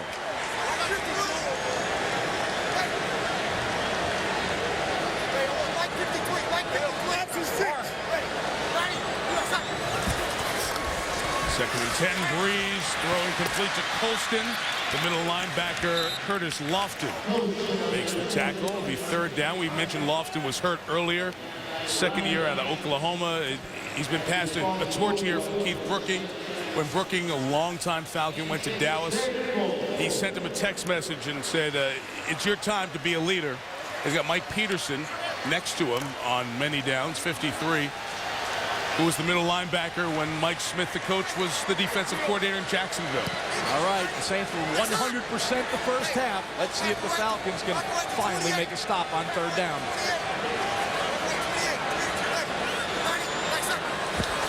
Third and 4, Shockey underneath, got it, first down, matched up on the linebacker, Nicholas. That's stealing. Drew Brees and Sean Payton are schooling the Falcons right here. They put a receiver in motion. Watch this. Here goes the corner with Henderson, and Brees just takes a look at it and he says, hey, wait a minute. There's a linebacker over there covering Jeremy Shockey, and they just audible to a slant. There's no way Stephen Nicholas can cover the Joker, Jeremy Shockey. A great pickup. Fourth catch, 55 yards, Shockey. Extra lineman in the game to block for Bell, who lowers and gives the boom to Brent Grimes. Well, this guy, he might be my favorite quarterback. Look at the game and shit right here. He makes a Ringo call, make the offensive line go to the right and pick up this blitz. The communication is unbelievable. And then he has the ability to stand in the pocket and throw strikes. But his generalship, his command of this attack, his preparation is unbelievable.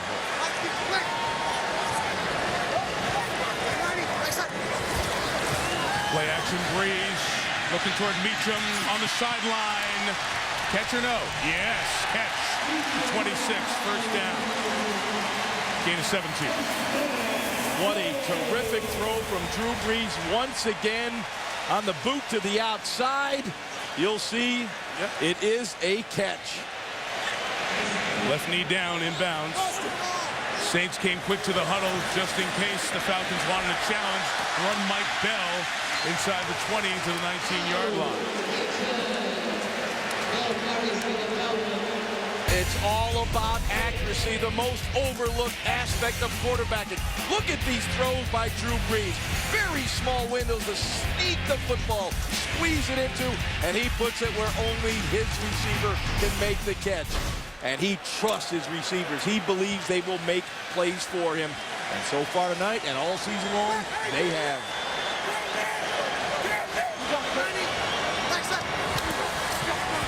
From the 19. In and out of the hands of David Thomas. Incomplete. Let me ask you guys something. We watch games all together every Sunday, and you're here every Monday, our great sounds with our guys. I hear every quarterback yelling, 53's the mic, 54's the mic, like Breeze does. So why is what he does so much better than the other guys? Because he does it better. Oh, thank you. Good night.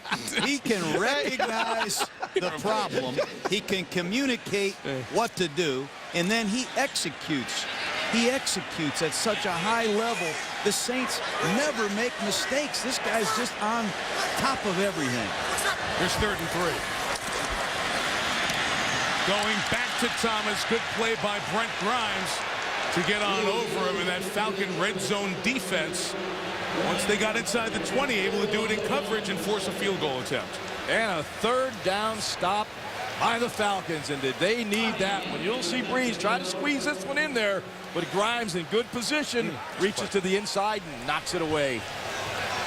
That's where your jokers, those big-bodied, long-arm guys, are so good at bodying people. Shockey and Gonzalez get to those, you know. 37-yard field goal from Carney. The 45-year-old in his 21st year in the league. Missed it right, no good. Wow. John Carney and Jason Elam have missed makeable field goals here tonight, and it's still a 7-point game. You always see something odd. We have the field goal kickers who've made the 3rd and the 5th most in league history. John Carney and Jason Elam. They've combined to make almost 900 field goals, 896. And they've missed 3 here tonight. 2 of them very makeable, inside of 40 yards. So it's still a 7-point New Orleans lead, and Ryan complete to Roddy White. Gets it across the 40 for a 1st down. That is the timing and rhythm that Matt Ryan brings this Falcons offense. It's that skinny post that everyone talks about, and you'll see Matt Ryan, the top of that drop, sets up. That ball is out in 2.1 seconds. Receiver makes that break at 12 yards with the outside foot, and that ball is caught at 19 yards.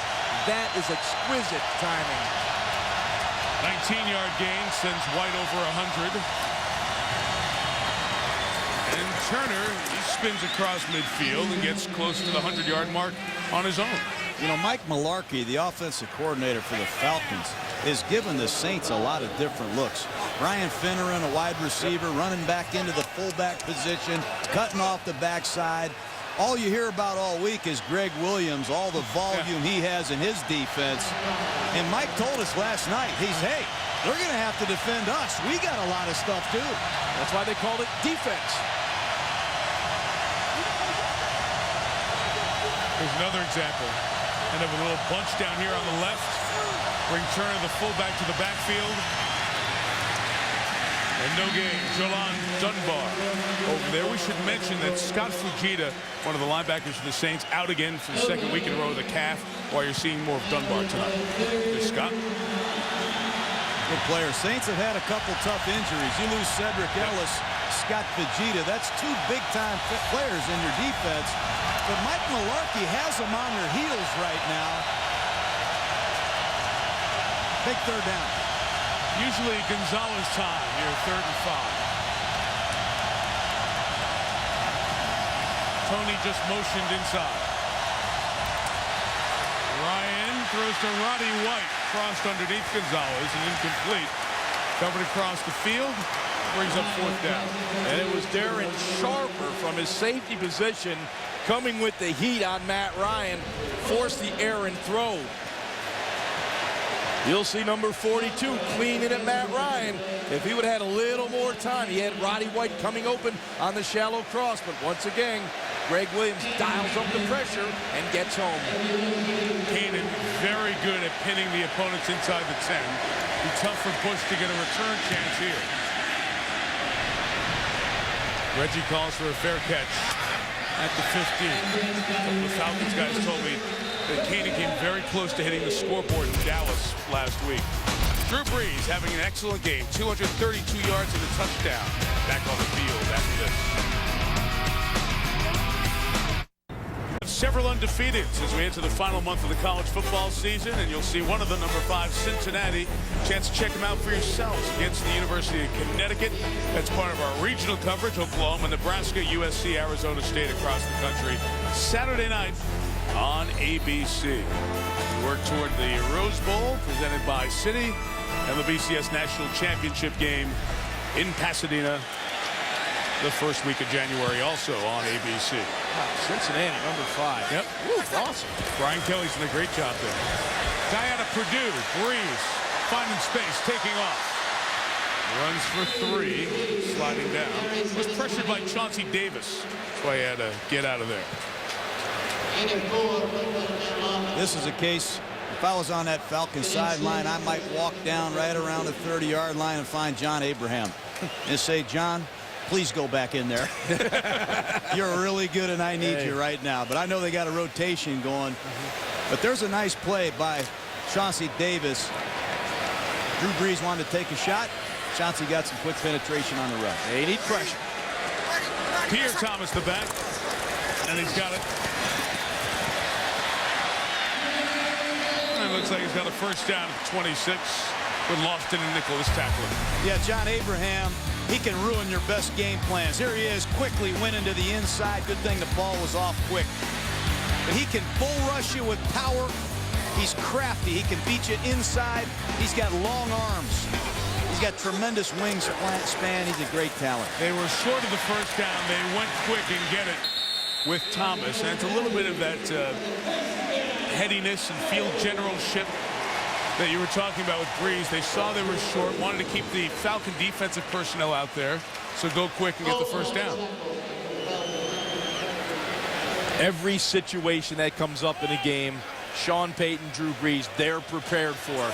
They've been together so long, they're joined at the hip. They know exactly what each other is thinking. It's just a beautiful offense to watch. And Jonathan Babineau slow to get up for the Falcons.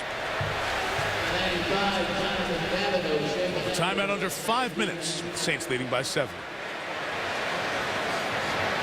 Game is here in New Orleans. They open a new $60 million attraction this coming Sunday. And Drew Brees is very involved with this museum. He is one of the ambassadors, one of the 5 members of the Board of Trustees under the age of 35. There's so many great Americans who have given their lives to serve our country, and those who are so proud of their fallen comrades. And Drew has a special connection with his grandfather, who served in World War II. And it's very close to the heart thing to be a part of this museum here in New Orleans. Del the carry for just the loss of the yard. Drew is telling us the story this week of visiting Okinawa with his grandfather, who was a part of the invasion there. Ray Akins, veteran of World War II, member of the 1st Marine Unit to storm the island. After the war, went on to become one of the top winning high school coaches in Texas prep history. And, Drew serves with great personal pride being a part of that World War II museum board. Something to add to your to-do list as you come to New Orleans.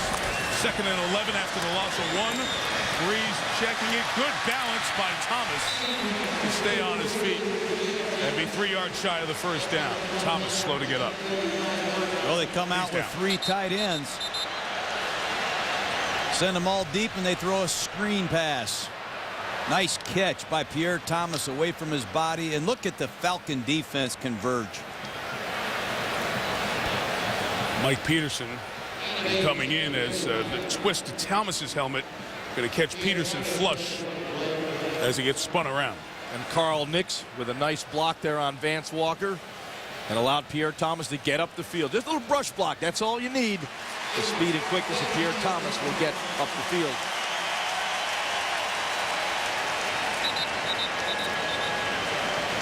And Thomas added a little bit of strength and muscle this year. Of course, Deuce McAllister was here for a long time.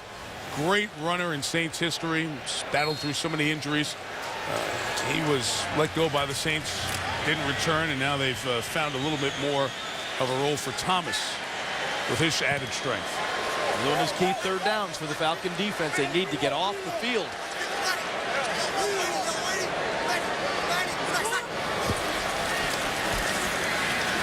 Time for Drew. The pass incomplete for Bush. It was well covered.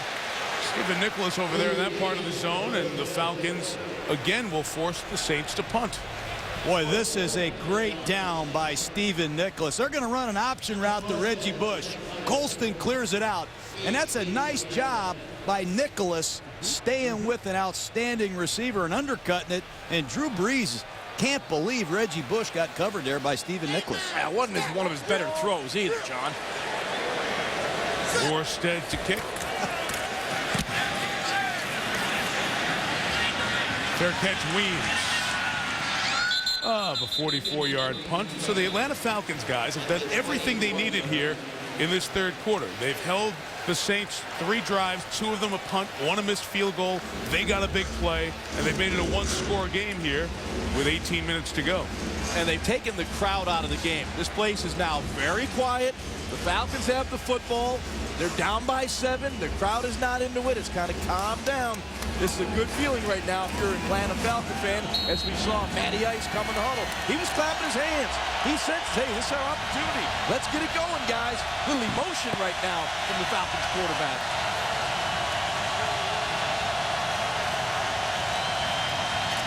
From the 23, Turner to the side. Has some blockers over here. Just tripped up before he turned the corner by Tracy Porter. But a nice gain for Michael Turner. And that's one of the reasons they're playing well. They needed a running game tonight, and they're getting it from Turner.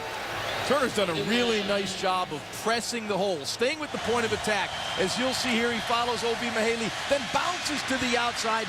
Vilma can't make the play. He's not just running to the outside, he's setting up the outside cut. Very patient running right now by Michael Turner. And all this tight end motion that the Falcons are using on offense is confusing the run fits of this Saint defense. Second and short. Will Svitek just checked in at left tackle as Turner runs for the first down.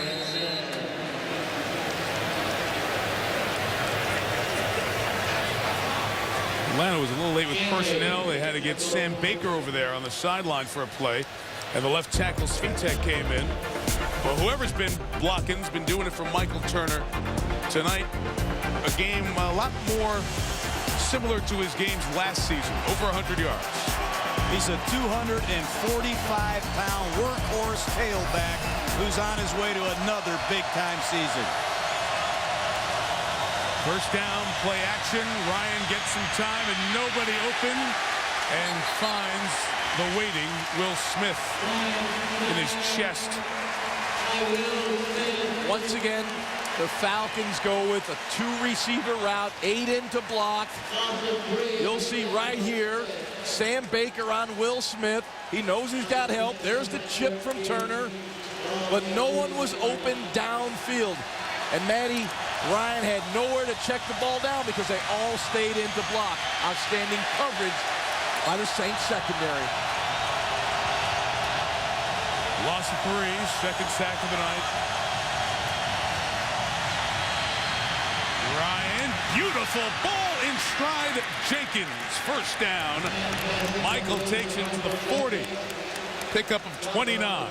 Really important that Michael Jenkins gets re-involved in this offense. But an outstanding job of Matt Ryan stepping up in the pocket and throwing the ball on top of the linebacker underneath the safety. That's the perfect trajectory and location. Great throw. Anticipation was critical there. Matty Ice dropped it in. Will Smith out on the defensive line. Bobby McCray is the end on the defensive right. Ryan booting to his right. Gonna run it. Just gained a couple of yards. Final minute here, third quarter, and a little bit of drama building. This has all been about Brees and the Saints. They'll hang with Indianapolis, be undefeated. 3 should win them games. Might see New England at 10-0 after Thanksgiving on a Monday night. Wait a minute. Mike Smith's guys, they know what Sean Payton's team is all about. Beat them tonight. You're only 1 game back, and New Orleans still has to come to your place. And the 12th man for the Saints will probably be more involved as this game stays tight in the fourth quarter. Good 15 minutes of football left. Left side, Turner. Good run. Different guy here tonight. First down, Turner. He did a terrific job of setting up the block for Justin Blaylock, the pulling guard. Just a little change of pace. Patient running by Turner. You'll see the toss from Ryan. Blaylock gets to the outside. He just slowed down a little bit to allow Blaylock to get that block. Well executed. The block was put on Randall Gay. Excuse me, it was a Porter. Beautiful job right there, Turner, setting it up. Third time this year the Saints didn't score in a quarter. All three have been third quarters. It's a 7-point lead after 3. Football teams, 50-year-old Mike Smith on the left, 45-year-old Sean Payton on the right. One made his name on defense. Smith, Payton made his name on offense. Good football teams. Fourth quarter, Falcons trying to tie it. Ryan taking a shot for the end zone, and Gonzalez, a cornerback with him. Tracy Porter, step for step. You know, one of the things that really impresses me about Mike Smith is his teams have never lost 2 games in a row. And that's a sign of an excellent coach and an outstanding team. You avenge a loss. Good football teams in this league don't have losing streaks. That's impressive.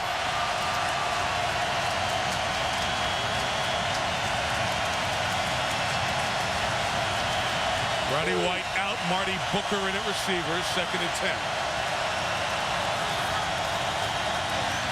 And a run with Turner to the left, squeezing through the hole there to get about 5 yards and make it a manageable 3rd and 5. Oh, I love 97 power. Take a look at the double team. The right guard pull at the point of attack, and they are slamming it off the left side. The Saints are missing Cedric Ellis. They're a little light inside. I promise you, the Atlanta Falcons know how to run the ball. They like to run it, and Michael Turner is a tremendous back. And they are fortunate tonight to have Ovi Mahaley back, as he is a fullback that could lead up in there on the 97 power with that right guard pulling around as John gets all excited right there. Look at Ovi coming on there. Michael Turner hitting it up in there, keeping this offense on schedule. 2nd and 10, pick up 6, put it in that 3rd and 4. They have your whole playbook available. Harvey Dahl, who was also pulling, was injured, 73, has to come out for a play. Brent Romberg is in at right guard. Toss to the movement, Weems, the speedster, Eric Weems, couldn't get to the corner. It was strung out well by the Saints defense. Vilma, Mitchell, all over there to make it 4th down. Let's see if they go for another field goal or not. And they're hemming and hawing. Jason Elam has missed a couple. One was a very makeable one. Off to the left upright from 34, and then a long one at the end of the half, and he just hit this too hard when he gets up to the hook that nastily. And instead of the 41-yard field goal attempt, they'll eschew that opportunity and go for it on 4th down. Yeah, this is surprising here. Yeah, quite surprising. Ryan's throw to Gonzalez keeps the drive alive. 1st down. The future Hall of Famer on the 4th down connection. That is a courageous call by Mike Smith. He must have had a play that him and Mike Mularkey felt very comfortable with, getting Tony Gonzalez matched up. And they do. Roman Harper, the big body of Tony Gonzalez. Harper just can't match up. Terrific throw from Matty Ryan. Nice route by Tony Gonzalez on a gutsy call by Mike Smith to go for it on 4th down when they were in field goal range. 4 catches Gonzalez, all 1st down. From the 12, Turner. 3 to the nod. About the formation usage on this drive. There's 3 tight ends all bunched together. It's the same play they scored on earlier in the game. Watch Peel, the tight end. He'll come backside for the cutoff block right there. They are using an array of formations. They're keeping it in 3rd and regular. When they get in trouble, they're looking for their security blanket, Tony Gonzalez, to win them this game in the red zone. Play 12 of a drive that started at the 23. And we have whistles killing this play. False start. False start. Number 72 in the offense. 5-yard penalty. Still 2nd down. This is when you must play with tremendous discipline. There is no excuse. Yeah, the crowd's going crazy. You know, it's a wild place to play, but you must stay focused in these situations. The Falcons were not. Breeze and the Saints shut out in this half. Been on the bench for about 5.5 minutes on the clock.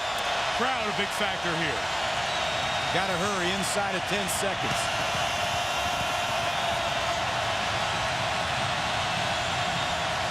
Second down, they rush 4.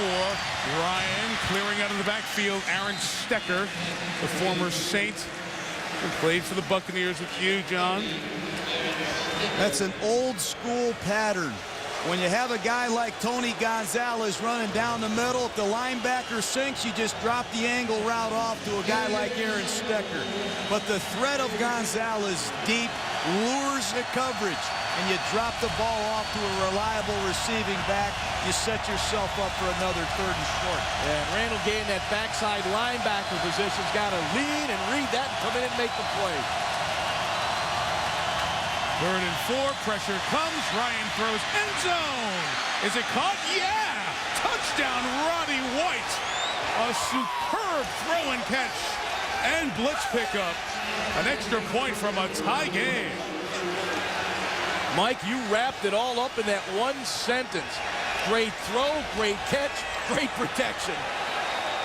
Roddy White is a human vacuum cleaner tonight. How about this catch? Wow. Oh, we're going to replay that.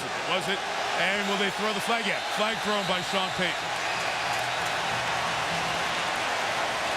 And the official looking right at him there and did not see that brief contact down on the ground.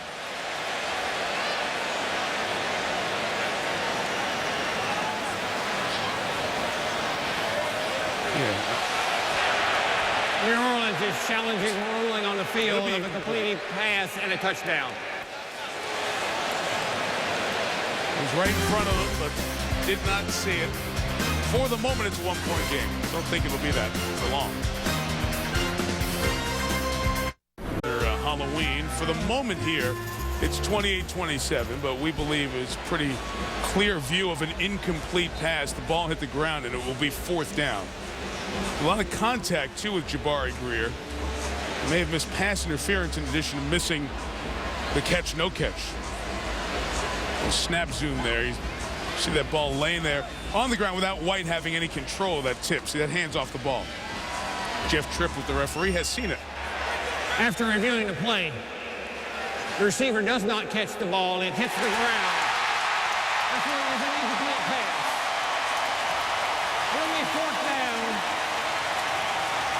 The clock is correct. New Orleans is not charged a timeout.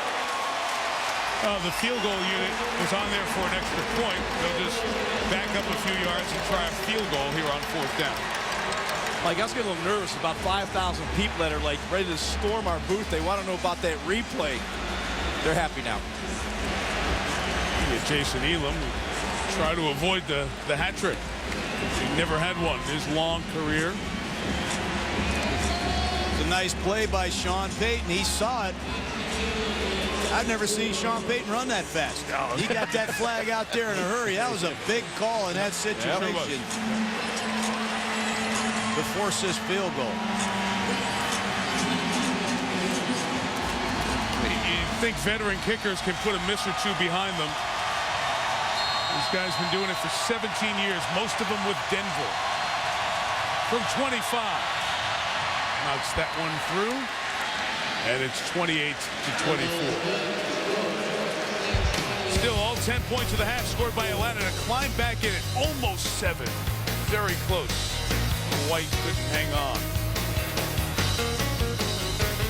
Too many. New Orleans, where the Saints lead by 4 over the Falcons. It's been 10 second half points for Atlanta. The offense has moved it. Mike Smith's defense has kept Drew Brees and company at bay here in this second half.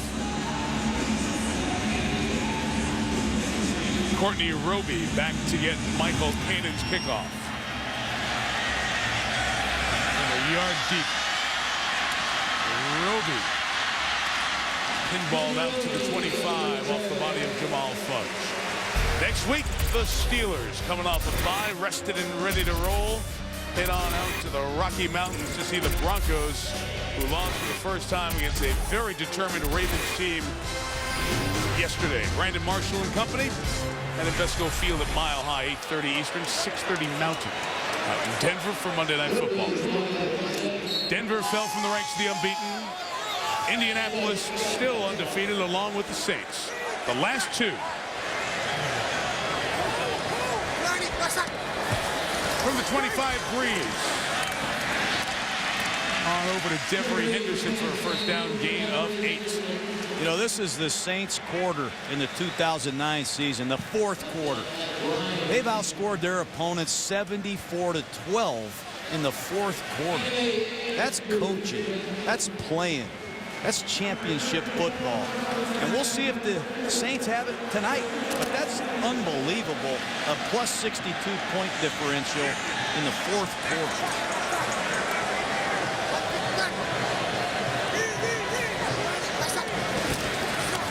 From the 33, Bell Wright.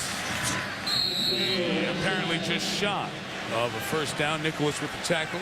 Drew Brees has been so much part of that great season. 248 yards on 20 of 27 here tonight. And third down and short. Nobody is more aggressive calling plays in this situation than Sean Payton. They've run it the last two short yardage situations on third down. I would not be surprised if they take a shot right here. Get the first down, run it. Trying to run to the right side. Falcons say the ball was out. I'm not sure if they're saying out. Yeah, the ball did come out. And we got to dig at the bottom of the pile now. Well, the Falcons are very excited about their chance. They got it off the bottom of the pile. Let's see. I haven't seen an official point yet. They land the ball. They've got it. Big turnover. Eric Coleman off the bottom with the ball. Ball clearly out.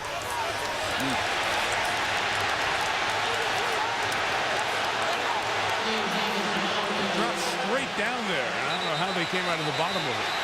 Hey, you'll see it here. This ball is out right there. It's on the ground. You get on the bottom of that pile, the strongest man wins. It looks like Pierre Thomas got it, but you just don't know. Did you see that crawl under as Thomas had some space in there? And they crawl into trying to get the ball? New Orleans has challenged the ruling on the field of a fumble. You know, sometimes you get in a short yardage situation, and you saw how shallow Pierre Thomas was to the line of scrimmage. They have a lot of different combinations of backs. And when you carry the football and you're 4.5 to 5 yards deep from the line of scrimmage, you don't see the cuts quite as well. But this is clearly a fumble. Take a look how shallow. They're in a split backfield set. It's just a basic dive play. And I don't know if Pierre really ever had that ball secured to start with. And a lot of times it'd be Heath Evans with that carry. He's out. The fullback's out for the rest of the season on injured reserve. Replay challenge, New Orleans.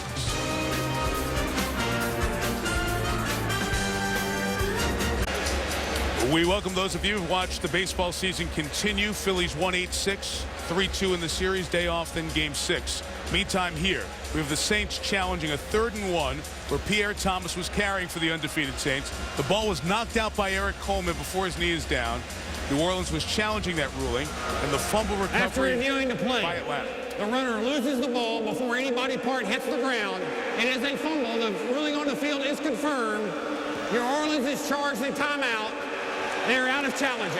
And that's big, too. So for the next 8 minutes until the 2-minute mark, New Orleans will not be able to challenge because they've used 2 here in this second half. Meantime, the Falcons have wrestled momentum away from Drew Brees and the Saints. New Orleans was up 28-14 at the half, and this undefeated team has not gotten the offense going. Atlanta scored all 10 second-half points. We're sitting on 28-24, and Matt Ryan's team has a chance to take the lead at the 10-minute mark. So settle in. If you watch the baseball, we got a great finish here in New Orleans. Ryan first down to Michael Turner, who's had a huge game, kept his feet going, has a first down, has more. That run typifies the night from Turner. 24 great yards. Michael Turner, are you kidding me? 126 before that play? It's another power play. Double teams. Pulling the backside guard down. And look at the grinding, churning engines by Michael Turner. That's big, unbelievable running by a big back. Powerful, 244 I love that. pounds. Nail it, John. 150 yards, his fourth biggest rushing game in the NFL. He gains a yard or so there. Again, the story with Turner, if you're just tuning in, 1,700 yards, a Pro Bowler last year. Remember, one of the reasons Matt Ryan came in as a rookie and did so well was because they had a great run game. Well, that hasn't been answering the bell so far for Atlanta, but is here tonight. This Falcons offense has been on the field an awful lot this second half. They're wearing down the Saints defense, particularly with that power running game. 2nd and 9. Play action, Ryan throwing, and it's intercepted by Tracy Porter on the sideline. May have been tipped by Jonathan Vilma, but a huge turnover for the Saints. Story of their season. I believe, like you, Mike, the ball was tipped.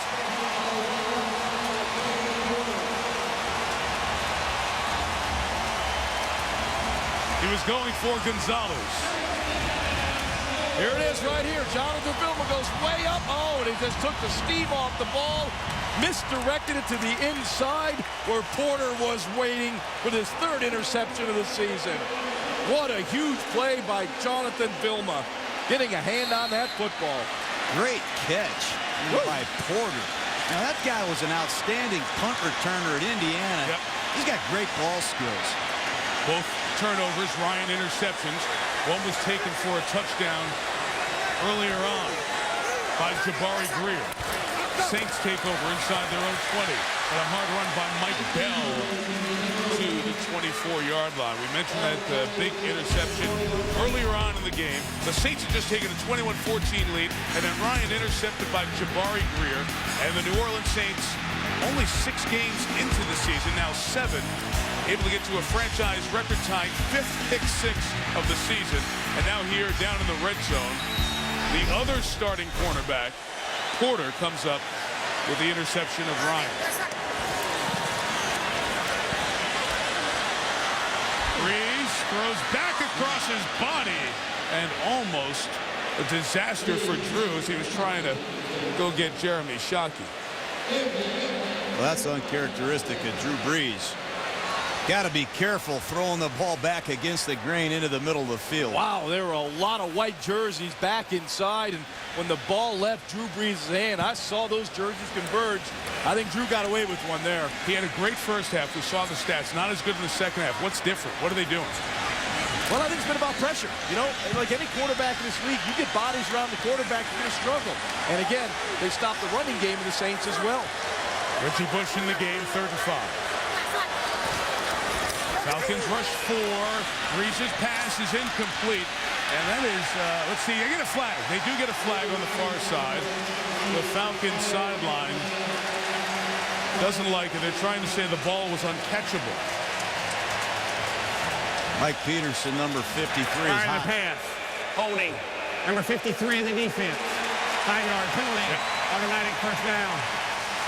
You know, you're in a no-back set, and Reggie Bush is lined up in the slot against Mike Peterson, and Bush is just going to get to the first down marker and turn around. I don't know, guys. Wow. Yeah. I don't like that. Yeah, that's if that's holding, you can't play the game. But again, the mismatch helps draw some of that. But I agree with you both. I agree with you both. The 29. Bell. 2 to the 31-yard line. You know, one of the faults of the New Orleans offense, very prolific in the pass game. Brees came close to breaking Dan Marino's passing yardage record last year. Just really one pass away, essentially. They couldn't run the ball. story this year is they've been able to run the ball effectively and salt away leads. Now what can they do tonight with a 4-point lead and half a quarter to go?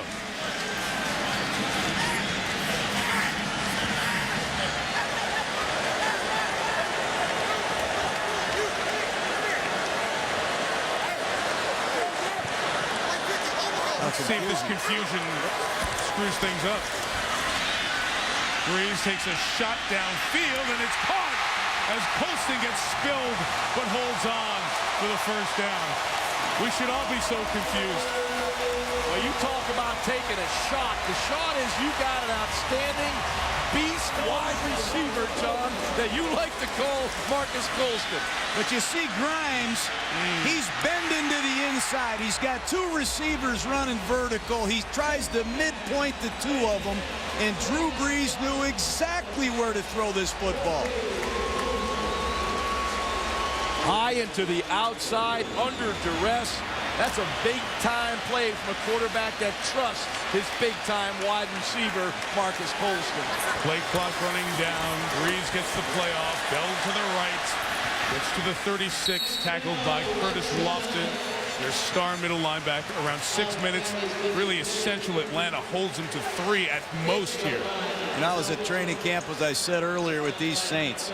And they took their running game, which had about 3,000 runs last year, and they really congested it. They have very few runs now in their game plan, and they're better at it. They're more physical, they're more detailed, and they like running the ball. This offensive line loves the commitment that Sean Payton, offensive line coach Aaron Kromer, have brought to this offense. 2nd and 6. Breeze throwing for Shockey. What a grab. Shockey inside the 20. First down. Everybody's catching. Well, one of the few times Drew Brees was a little bit off target with his throw on the full outright to Jeremy Shockey. Shockey comes up with a big catch, comes in motion to get the free release, to throw back to the inside, and he was going to the outside. And look at the athleticism of Jeremy Shockey to come down with that football. You know, 4 Pro Bowls in 6 years in New York. He was hurt last year. He's healthy now. He understands this offense. And he's with the program. Yeah, he's pretty good, isn't he? In the red zone. Essential stop for the Falcons. Thomas inside to the 15-yard line. Atlanta's red zone defense is very good. They're 3rd in the NFL. And that's a bunch of stats. And John, you coached against Mike Smith's team last year. Why are they a good red zone team? They don't play a lot of different coverages, and they know how the offenses are going to attack against them, and they work hard on it, the problem plays, and they're very, very disciplined. But they practice red zone defense on Wednesday, Thursday, Friday. They understand the weaknesses of each coverage, and they really work hard on their problem plays. It's a must here as we get toward 4 minutes. Breeze throwing complete to Colston. He's got a first down in his forward progress. It'll be 1st and goal. And that'll cost him about 1.5 minutes on the clock. So you got to be careful here, guys, so nobody gets a flag. And you're wasting time. The clock continues to run. You know, you got a guy that has that kind of size. Colston, you can throw the ball up to him on the outside. He can beat tight man-to-man coverage. You can throw this 6'4" guy the ball into the land of giants, and he'll get the first down, and he will rock you after the catch and get the first down. People at home, we got to take notes of Marcus Colston, get him into the Pro Bowl. 1st and goal. Thomas up the middle. Timeout Atlanta with 3:13 left. This is good strategy here by Atlanta. Use your 3 timeouts. Hold them to a field goal. Maximize the time you have left to try to tie the game. We'll step out before 2nd and goal. Let's hang on a second.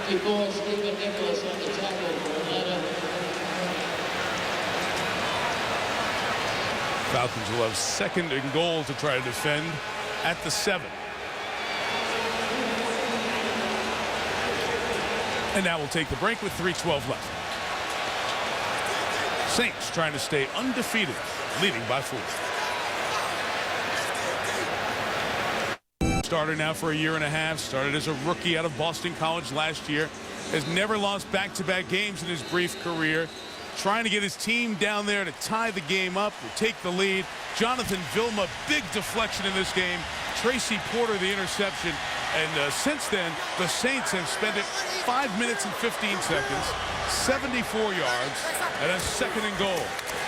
Breeze, Henderson, stopped at the 1.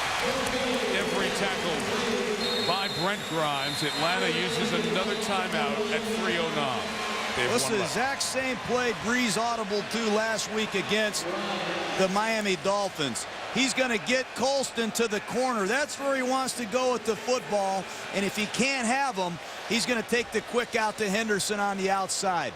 But he audibled to a maximum protection. He moved the pocket. He knew exactly what the coverage was. Fine execution by the entire offensive team. Yeah, that's too easy, John. You got Grimes playing 6 yards off there from the 7-yard line. That's a gimme. Tighten it up. Well, at the top of this broadcast, we talked about Breeze, the headiness, the preparation, the work ethic that he puts in on Wednesdays, Thursdays, Fridays, behind the scenes. That's what allows you to do this. And you couple that with a coach like Sean Payton, who is a preparation freak now. He's an extremist when it comes to getting his offense ready to play. And I've never seen a team have more walkthroughs and more reps than the New Orleans Saints. Well, here we go, guys. 3rd and goal from the 1, and this play could decide how competitive the last few minutes we have. Their fullback, Heath Evans, is out on injured reserve. 3 tight ends are in the game. And Breeze will throw for it, swing it with Thomas, who gets in. Touchdown.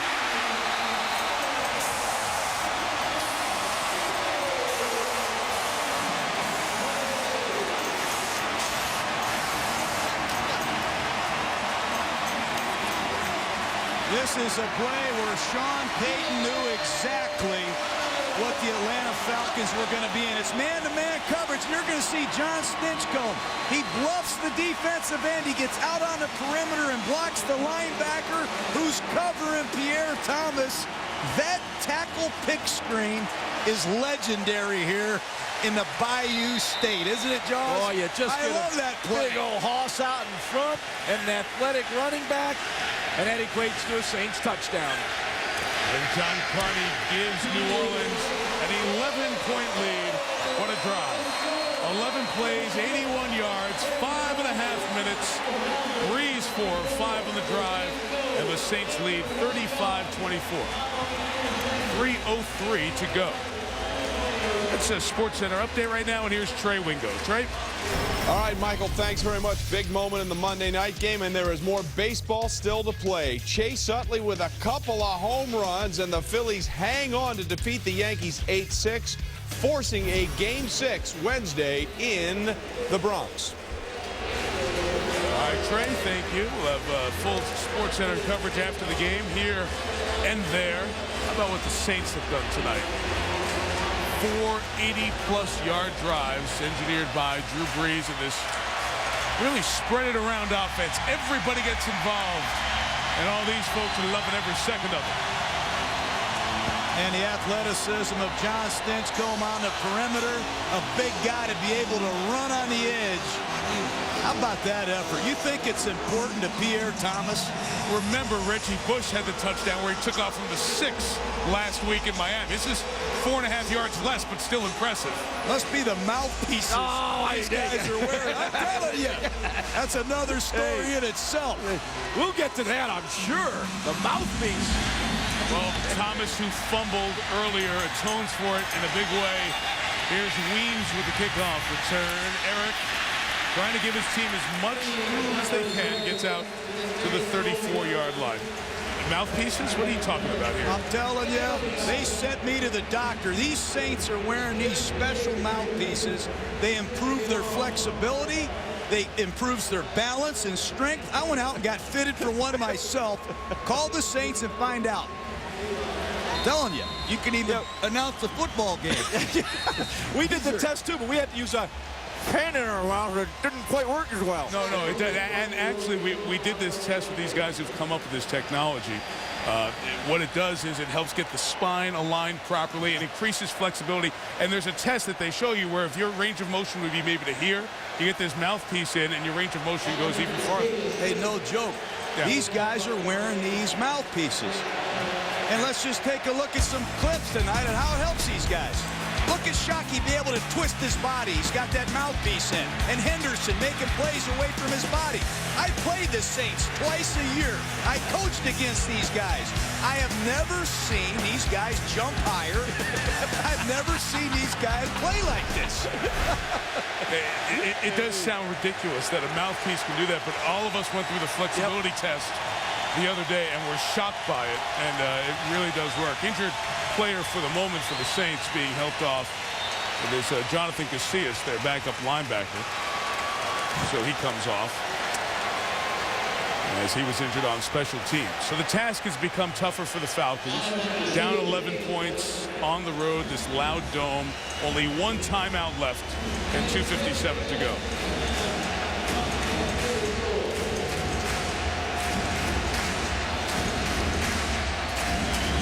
Falcons really got to be quick.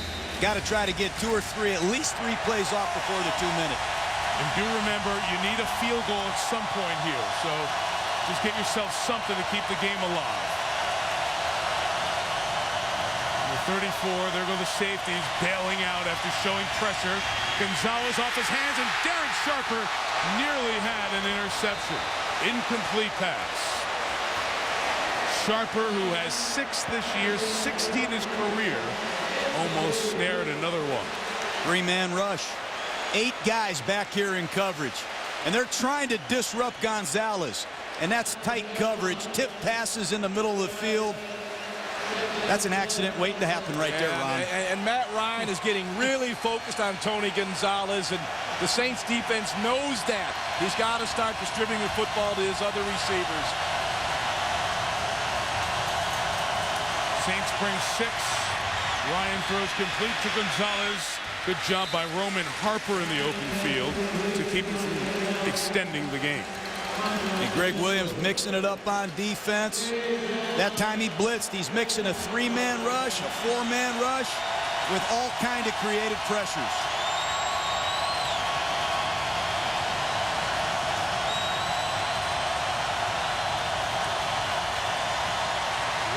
Looking for space to step up and throw as to step up and run and see if they can squeeze off one more play before the 2.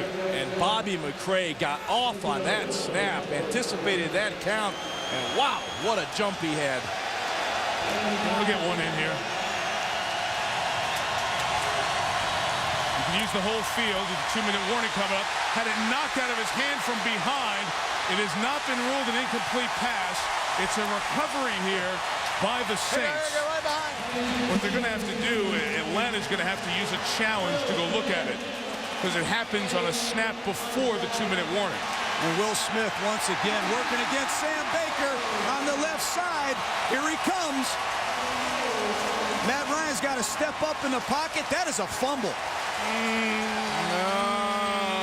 A tuck rule isn't a tuck rule. I don't think it's going to be a fumble. No, he still had that ball in his hand as it was coming forward. I think it might be a tuck rule. Atlanta is challenging the ruling on the field of a fumble.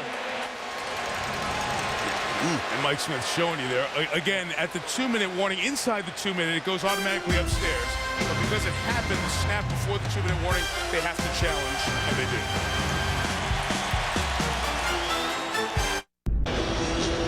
Stewart Scott back with you on Monday Night Football after the game on the GMC Sierra postgame show. Full highlights and analysis, and we'll check your pulse on this crazy exciting game. Also baseball, the Phillies are fine if Cliff Lee could pitch every game. Hey Mike, the series going back to the Boogie Down for game 6. Yeah, we'll have a full recap of that game and our game here. So a lot to do here on SportsCenter as soon as we're done in New Orleans. We'll be back here at the end of this month when they play the Patriots. Now, Jeff Triplett is looking at this play. Will Smith came around the end. Matt Ryan's arm, as it's coming forward, still has the ball there. He's trying to throw a pass. The arm is going forward. It is an incomplete pass. The ball's not out of his hand. It's not an open hand. Well, you guys figure it out. I'll just say this. You're the genius on Will Smith has been a dominant pass rusher tonight. He's got a couple of sacks and hits on the quarterback here tonight. You know, you hear the fans as Jeff Triplett's looking at this in replay. A word about these fans, the connection between the Saints and New Orleans. Look, every city loves its team. It's very special here. And these fans have reveled in every second of this 6-0. After reviewing the play, the passer has the ball in his hand in control when his arm is moving forward. And it comes loose when hit. So therefore it is an incomplete pass. It'll be second down. Please reset the game clock to 1:59. 1:59. Atlanta is not charged a timeout. This will be the 2-minute warning. John, you still disagree? Yeah, I disagree. I think it's a sack.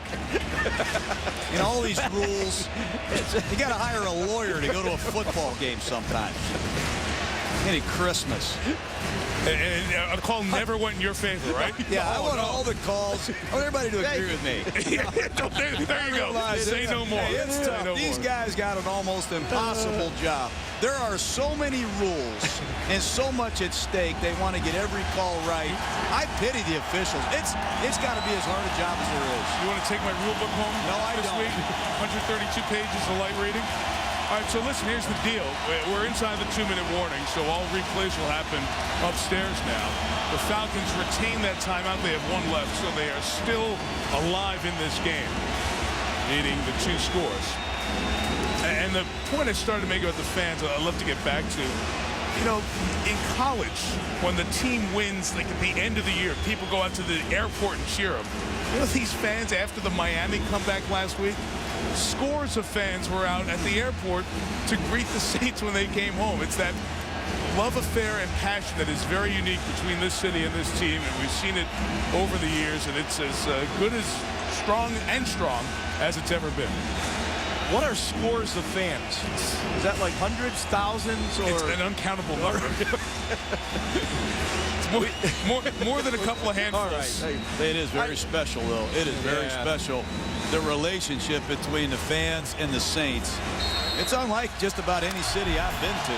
Hey, here's the deal. I mean, you win a regular season game coming back from down 24-3, and Jaws scores right there. There you go. Look, guys couldn't get out of the parking lot of the airport.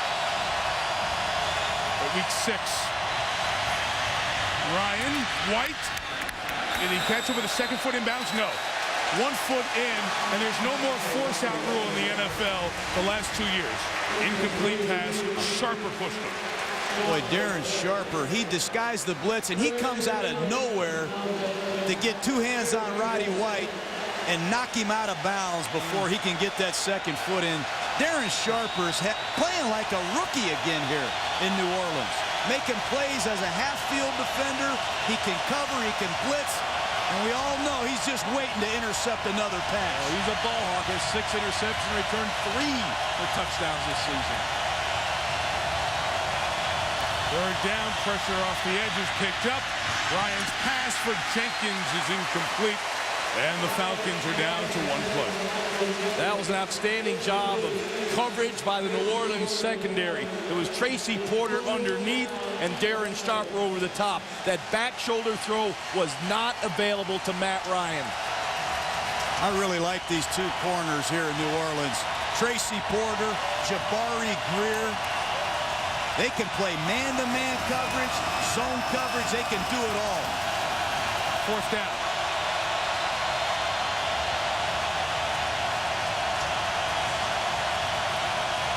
Rushing 3, dropping 8. Got to hit it to keep the game alive.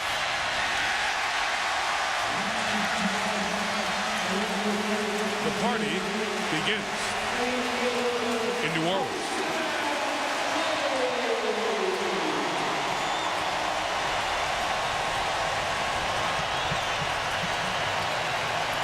Atlanta will be 4-3.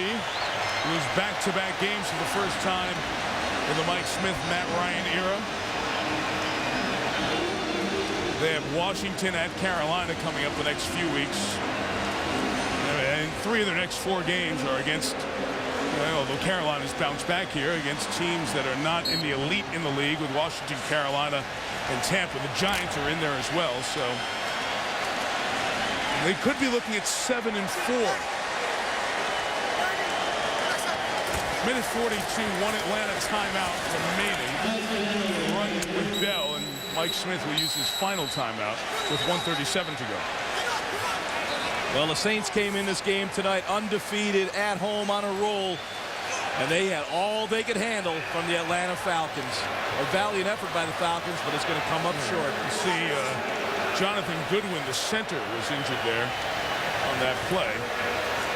And Atlanta called the timeout, and you may have heard a couple of the players yelling at him to get up, because if you have an injury on your side, then that will get a timeout charged to you and not to Atlanta and extend the game a bit. And Drew Brees immediately runs over the sideline. You know why? He's going to have a new center. Jamar Nesbitt's going to come in at center. He's taking snaps. You know what? Due to the injury, inside of 2 minutes. You see David Thomas, his own player, as Stephen Nicholas was coming back. And it's not just this one timeout thing. It's a longer deal, too. You hope that he's okay. You know, one thing we go back to is this love affair between the Saints and their fans. This hurricane was awful. It was just terrible. And I remember sitting in my office, and I saw a local reverend here talking to thousands of people in the streets. We have no food. We have no water. We have no shelter. But we have the New Orleans Saints. Wow. And the chills and the screams and the fans, the way that they came together when they opened up that 06 season, that contagious enthusiasm hasn't left here.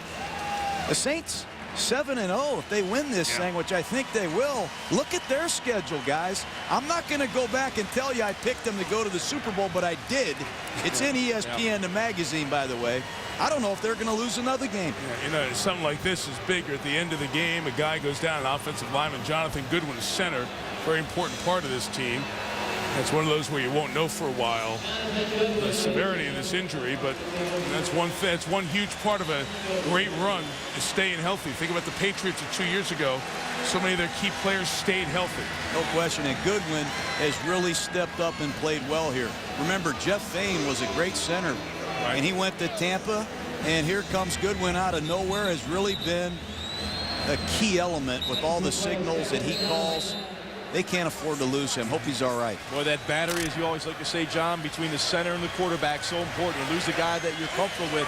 Oh, that's a big loss. 1:37 and one timeout. You can't just take a knee to run the clock out. You'd have a few seconds left at the back end, so need to run a play here. Bell is tackled, and timeout now taken by the Falcons with 1:31 remaining. So, barring an unbelievable comeback, you're looking at a 7-0 Saints team. And here's what they have ahead. They have the Panthers, and as I said, Carolina's improved their play the last few. Then a couple of teams out of that C flight, the teams that aren't playing any good football right now. Could be 10-0 when we come back the Monday after Thanksgiving to see the Patriots. I love this team. Wow. I like them from top to bottom, the way that they develop players. If you have time, just write the names down, Ron. A lot of these guys aren't even drafted. And look at that. Opponents that they have left on their schedule, that's 359. They've already rocked both teams from New York, your Philadelphia Eagles, on the road. Now they're mine. Well, you talk about Philly all the time. Where were you that day? 3rd and 10 with 1:31 to go. Who wound you up, John? Bell's got two hands on that ball as he flying out of there. They try to pull the ball out, and let's see, did they? They did. They did. He was running with one hand on the ball, and I have no idea why. Coy Wire pulled it away. That is unbelievable. No, that is, I mean, you know, you could have a miracle the medal lands here. Right there, right? Yeah. And then Coy Wire comes on in there, and they pull the ball out before a knee goes down. Well, you've got no timeouts left. You've got 1:20 to go. Hey, 23 to go. You've got an outstanding kicker. Remember, a field goal keeps you in this football game. Obviously, you want a touchdown. Review upstairs. Ruling on the previous play. but you have got to wrap the football up. The yardage is almost meaningless. It is meaningless at this point in the game. You don't need to turn the ball over. And again, you're at the point in the game where you cannot just take a knee to end the game. You need to run time off the clock. And 2 knees still would have given Atlanta the ball down there. Yeah, a punt would be okay here, right? Exactly right. And there's delay a nothing wrong game with a punt. Yeah. Max the timeout. It'd be very hard for the officials to see in there if the knee is down. But, you know, as the ball was coming out there, it looked like Wire had his arms on it, starting to wrestle it free. As you look at that pile, I don't even know if Bell's legs have ever gotten to the ground because of the pile of humanity. You're laying on another body. You're not down by contact. Well, from that angle, it looked like a fumble. It's going to be Atlanta football with $1:23 to go here in the fourth quarter. Down by 11. They still have life. Crazier things have happened in the National Football League. It was only 19 seconds of that possession, and give credit to Wire. You know, though, it goes back to what Mike Smith told us yesterday, the kind of players that he looks for in Atlanta. He wants football character guys. He wants guys that compete, team-oriented people. And that's just a case right there where you're finishing. And you know how important that is, Ron. You fight till the end. You never, ever give up under Mike Smith. Those are the kind of players that he's finding, and that's the effort that you see on the field. It's a credit to him. You know, John, I totally agree. I was involved with the miracle of the Meadowlands when Joe Pisarcik handed off to Larry Zonka, and Zonka didn't expect the football. The only reason they tried to run a play because the play before they had taken a knee. But Frank LeMaster, our linebacker, come in and took a shot at somebody. So all of a sudden the offensive lineman, the Giants, go, hey, let's go and block somebody. So they ran a play for retribution to get back after Frank LeMaster. It cost them a football game because we played hard to the end. After review, the ruling on the field stands. And credit Wire. He's not a starter. He's a special teams guy. 6 years in Buffalo, a couple of years here with Atlanta. Out of Stanford. Looks Just like trying to give his team a chance. So a minute 23, no timeouts for Matt Ryan. And Balin covering with 8 in the secondary. Ryan will buy some time and roll and throw to Gonzalez at the 40. 1:11 left. Going to kill it. He's going to spike it, stop the clock.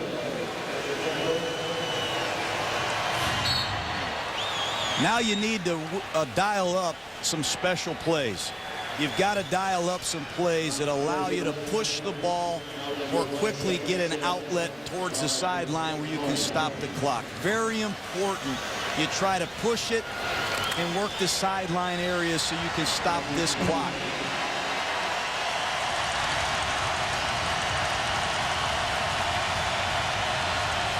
Again, they'll drop 8 in coverage. Ryan has nobody breaking open. He's trying to buy some time here. Sideline shot out of bounds. Incomplete rule. Jenkins. 54 seconds left. Once again, they need 2 scores. So they could be trying to get in the field goal range. Sure. Get the onside kick, and then try to throw your Hail Mary to recover the onside kick. But they've got to get in position to get the field goal. You'll see Jenkins. Wow, that is very, very close to a catch. It's on the Close official. enough to stop it. Close enough to stop it. Absolutely, yeah. Why wouldn't we have our 5th challenge of the night? Reviewing the previous ruling. Who's counting? John, this is getting close to a record. The fans hate it. The fans, they don't like it. It disrupts the flow of the game, but the referees, once again, they're doing what they're asked to do, what they're required to do. These are the rules. They have to look at it in the last 2 minutes. You see Michael Jenkins, toes on the sideline. I believe that's catch. It's catch, yep. It's catch. Just so that make sure he goes down to the ground, maintains possession of the ball.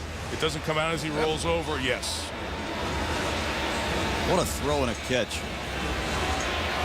I hate to not give it to the guys. Boy, you know, John, I mean, the talent of these players is amazing. There's 2 feet in and ball in hand. Got to be a catch. and you know, John, every day in practice, every day in the offseason, training camp, mini camp, you work on dancing on that side. Like your quarterback throwing it wide, you never know when it's going to pay off. In a situation like this, Michael Jenkins was prepared. Guarantee it. Terry Rubisky, the receiver coach of the Falcons, you know he's been working hard with Michael Jenkins. They need that guy towards the second half of the season because he's big and he's had some excellent seasons. He had almost 800 yards last year. That's a game that's going to get them in field goal range too, guys. Sure. Yeah. You know? With 54 seconds left. And if you're on the Saints sideline, your special teams coach, I guarantee he's moving up and down the sidelines, getting the hands team ready. Sure. Talking about all the scenarios. There's a lot of strategy going on these two sidelines right now. But time is the enemy. That's the #1 issue for Atlanta right now. How much time do we want to spend, Ron, trying to get 7? And Michael Kanan, the kickoff specialist and punter, is practicing his onside kicks. Now let's go back and see where that ball would be. It's between the 20 and the 25-yard, right about the 23-yard line, if it is ruled a catch. From there, you're talking about a 41-yard field goal. Elam has missed twice from 34 and 51 tonight. Well, you think touchdown first. Mm-hmm. After reviewing the play, the receiver catches the ball with 2 feet down inbounds, 2 toes down inbounds. It is a catch. 1st and 10 on the 23-yard line, Atlanta. The other 8 toes weren't there, but 2 toes were. That's all you one on each side. First down. Well, the key is at the 23-yard line now. Yep. You can start taking your shots to the end zone. But you still keep going touchdown here. You don't try to kick a field goal and then try to extend the game with time for the onside kick. Well, much easier if you score the touchdown. Then you need the 3, get in position to kick a field goal and not need the touchdown. Yep.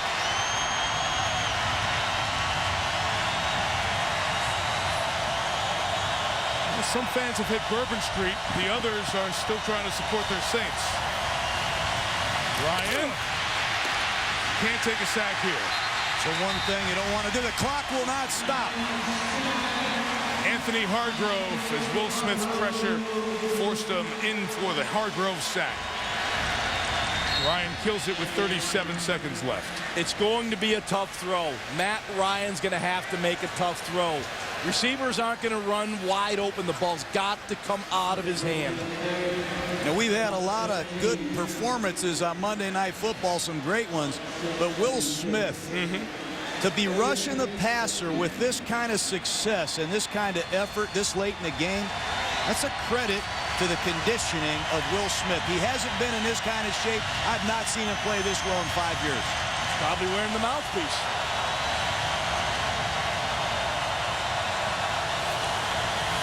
Four come out of the backfield, complete to Mahele.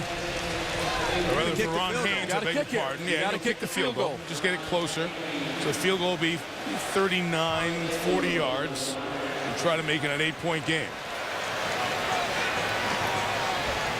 It's Elam, who is tied with the Saints' great Tom Dempsey for the longest field goal in NFL history, a 63-yarder. To keep the game alive from 40. And he gets that. He takes it inside of a double-digit margin. Now an 8-point game. That's good football right there. You get a turnover in the 4-minute drill from your defense. You exhaust about 50 seconds. You go down and get the first score, which is a field goal. And now you got a guy like Tony Gonzalez, Roddy White. Who knows who they'll put on this onside kickoff team to run down the field, jump up in the air, and try to find a bad hop. Well, you got guys, throw in a finner in at 6'5". Jenkins at 6'4". Tony Gonzalez at 6'5". It's going to be that pop-up kick. It's going to be a big jump ball. I think they're going to set up Michael Jenkins into the left side of this formation. They're going to have a couple big guys try to blow up a couple of the frontline Saints and hope that Michael Jenkins can jump up and catch this ball and save the Atlanta Falcons. 19% is the rate of recovery of onside kicks in these situations, not the surprise ones, the ones that are expected. There's Jenkins. Yep, you have the 3 guys outside the numbers. They're going to bunch to either side to keep the Saints from figuring out where they're going. Wait, timeout taken. Timeout taken by New Orleans. So Sean Payton used the timeout, much like the freezing the field goal kicker, wanted to see what they were going to do. And what they were going to do was throw the 8 guys on the side and go with the 3 in the middle. Brilliant call by Sean. Brilliant call. Well, they've got 2 big receivers, one on each side of this formation. You're going to see Michael Jenkins up at the top, and you're going to see Finneran down here at the bottom, and you're going to see 3 Falcons right there. And they're going to read the deployment of the New Orleans Saints. And you see there's only 2 guys in the middle of the field. Yep. Let's take our chances. 3 against 2. What a nice creative onside kick. Now, as Sean Payton called the time, do you come back with the same thing? I'm coming back. Yes. Now it's 3-on-3 inside. They're going to take a shot up top. They're working Jenkins at the top of the screen. Right up here, they're going to work. And there you go. And there's the... It's 3. Let's see at the bottom of the pile. It didn't go 10 yards, but hit a Saint. So it's eligible to be recovered by the Falcons. The official took down one of the players in the scrum off the screen. What's most important is that scrum. Guys diving in here. What a mess. Still no idea who's got the ball. Listen to him. Wow, look at this, guys. They're saying wire 52 has it down there. The line judge is in there trying to dive him off the pile. I've never seen this. This is unbelievable. Mike Spanier, the line judge, is the one in there with the players. Wire's got his hands on it, guys. Let's see. What do we got? Any signal yet? Falcons offense is on the field. They never signaled, and the Falcons do have the ball. They were all too tired to signal, so Atlanta has recovered the onside kick. Unbelievable stuff.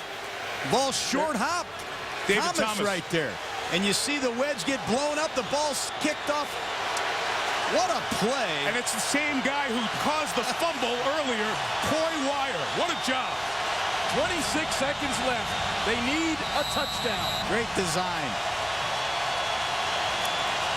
Remember, this New Orleans-Atlanta series in 1978 gave you the Big Ben play that Steve Bartkowski threw. There have been big moments in this series in the past. Ryan loading, fires. They have no timeouts. That's caught. They're going to have to clock it at midfield. Caught by Michael Jenkins.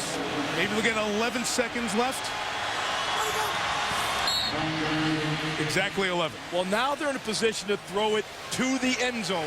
They're back there at the 35. Matt Ryan doesn't have the arm to get it to the end zone. He now has the opportunity to throw this ball in the end zone with the Big Ben, which is what the Falcons called it back when Steve Bartkowski was playing quarterback, or the Hail Mary right here. But they will throw this one to the end zone. I think you have to with no timeouts left. And remember, I have never seen offensive pass interference called on this play. Put it up, give your big receivers a chance, and attack the ball. 3 Saints back at the 20-yard line. 3 Atlanta receivers in the pattern. Shot down the field. Sharper up, and Darren Sharper, 9th in the league with 61 career interceptions, brings this wild one to a close. The problem was Matt Ryan needed to move around a little bit, buy a little time for his receivers to get deeper down the field. There was pressure on Ryan. He threw it up prematurely. Darren Sharper in great position to make his 7th interception of the season. Yeah, and they only had a couple guys out in the route. You're going to see the 2 receivers here on the right side of the screen. They chose to keep some protection in. He's just trying to pop it up to Roddy White. You saw Jenkins coming from the far side of the formation, but Roddy White never really had a chance. I don't know that he even looked for the ball. And Sharper What a finisher he is. Well, and the ball never got to the end zone. That was the key. You needed to get that ball in the end zone, not the 5-yard line. It took a while, but the Saints win. And they are 7-0, joining Indianapolis as the only 2 undefeated teams in the NFL.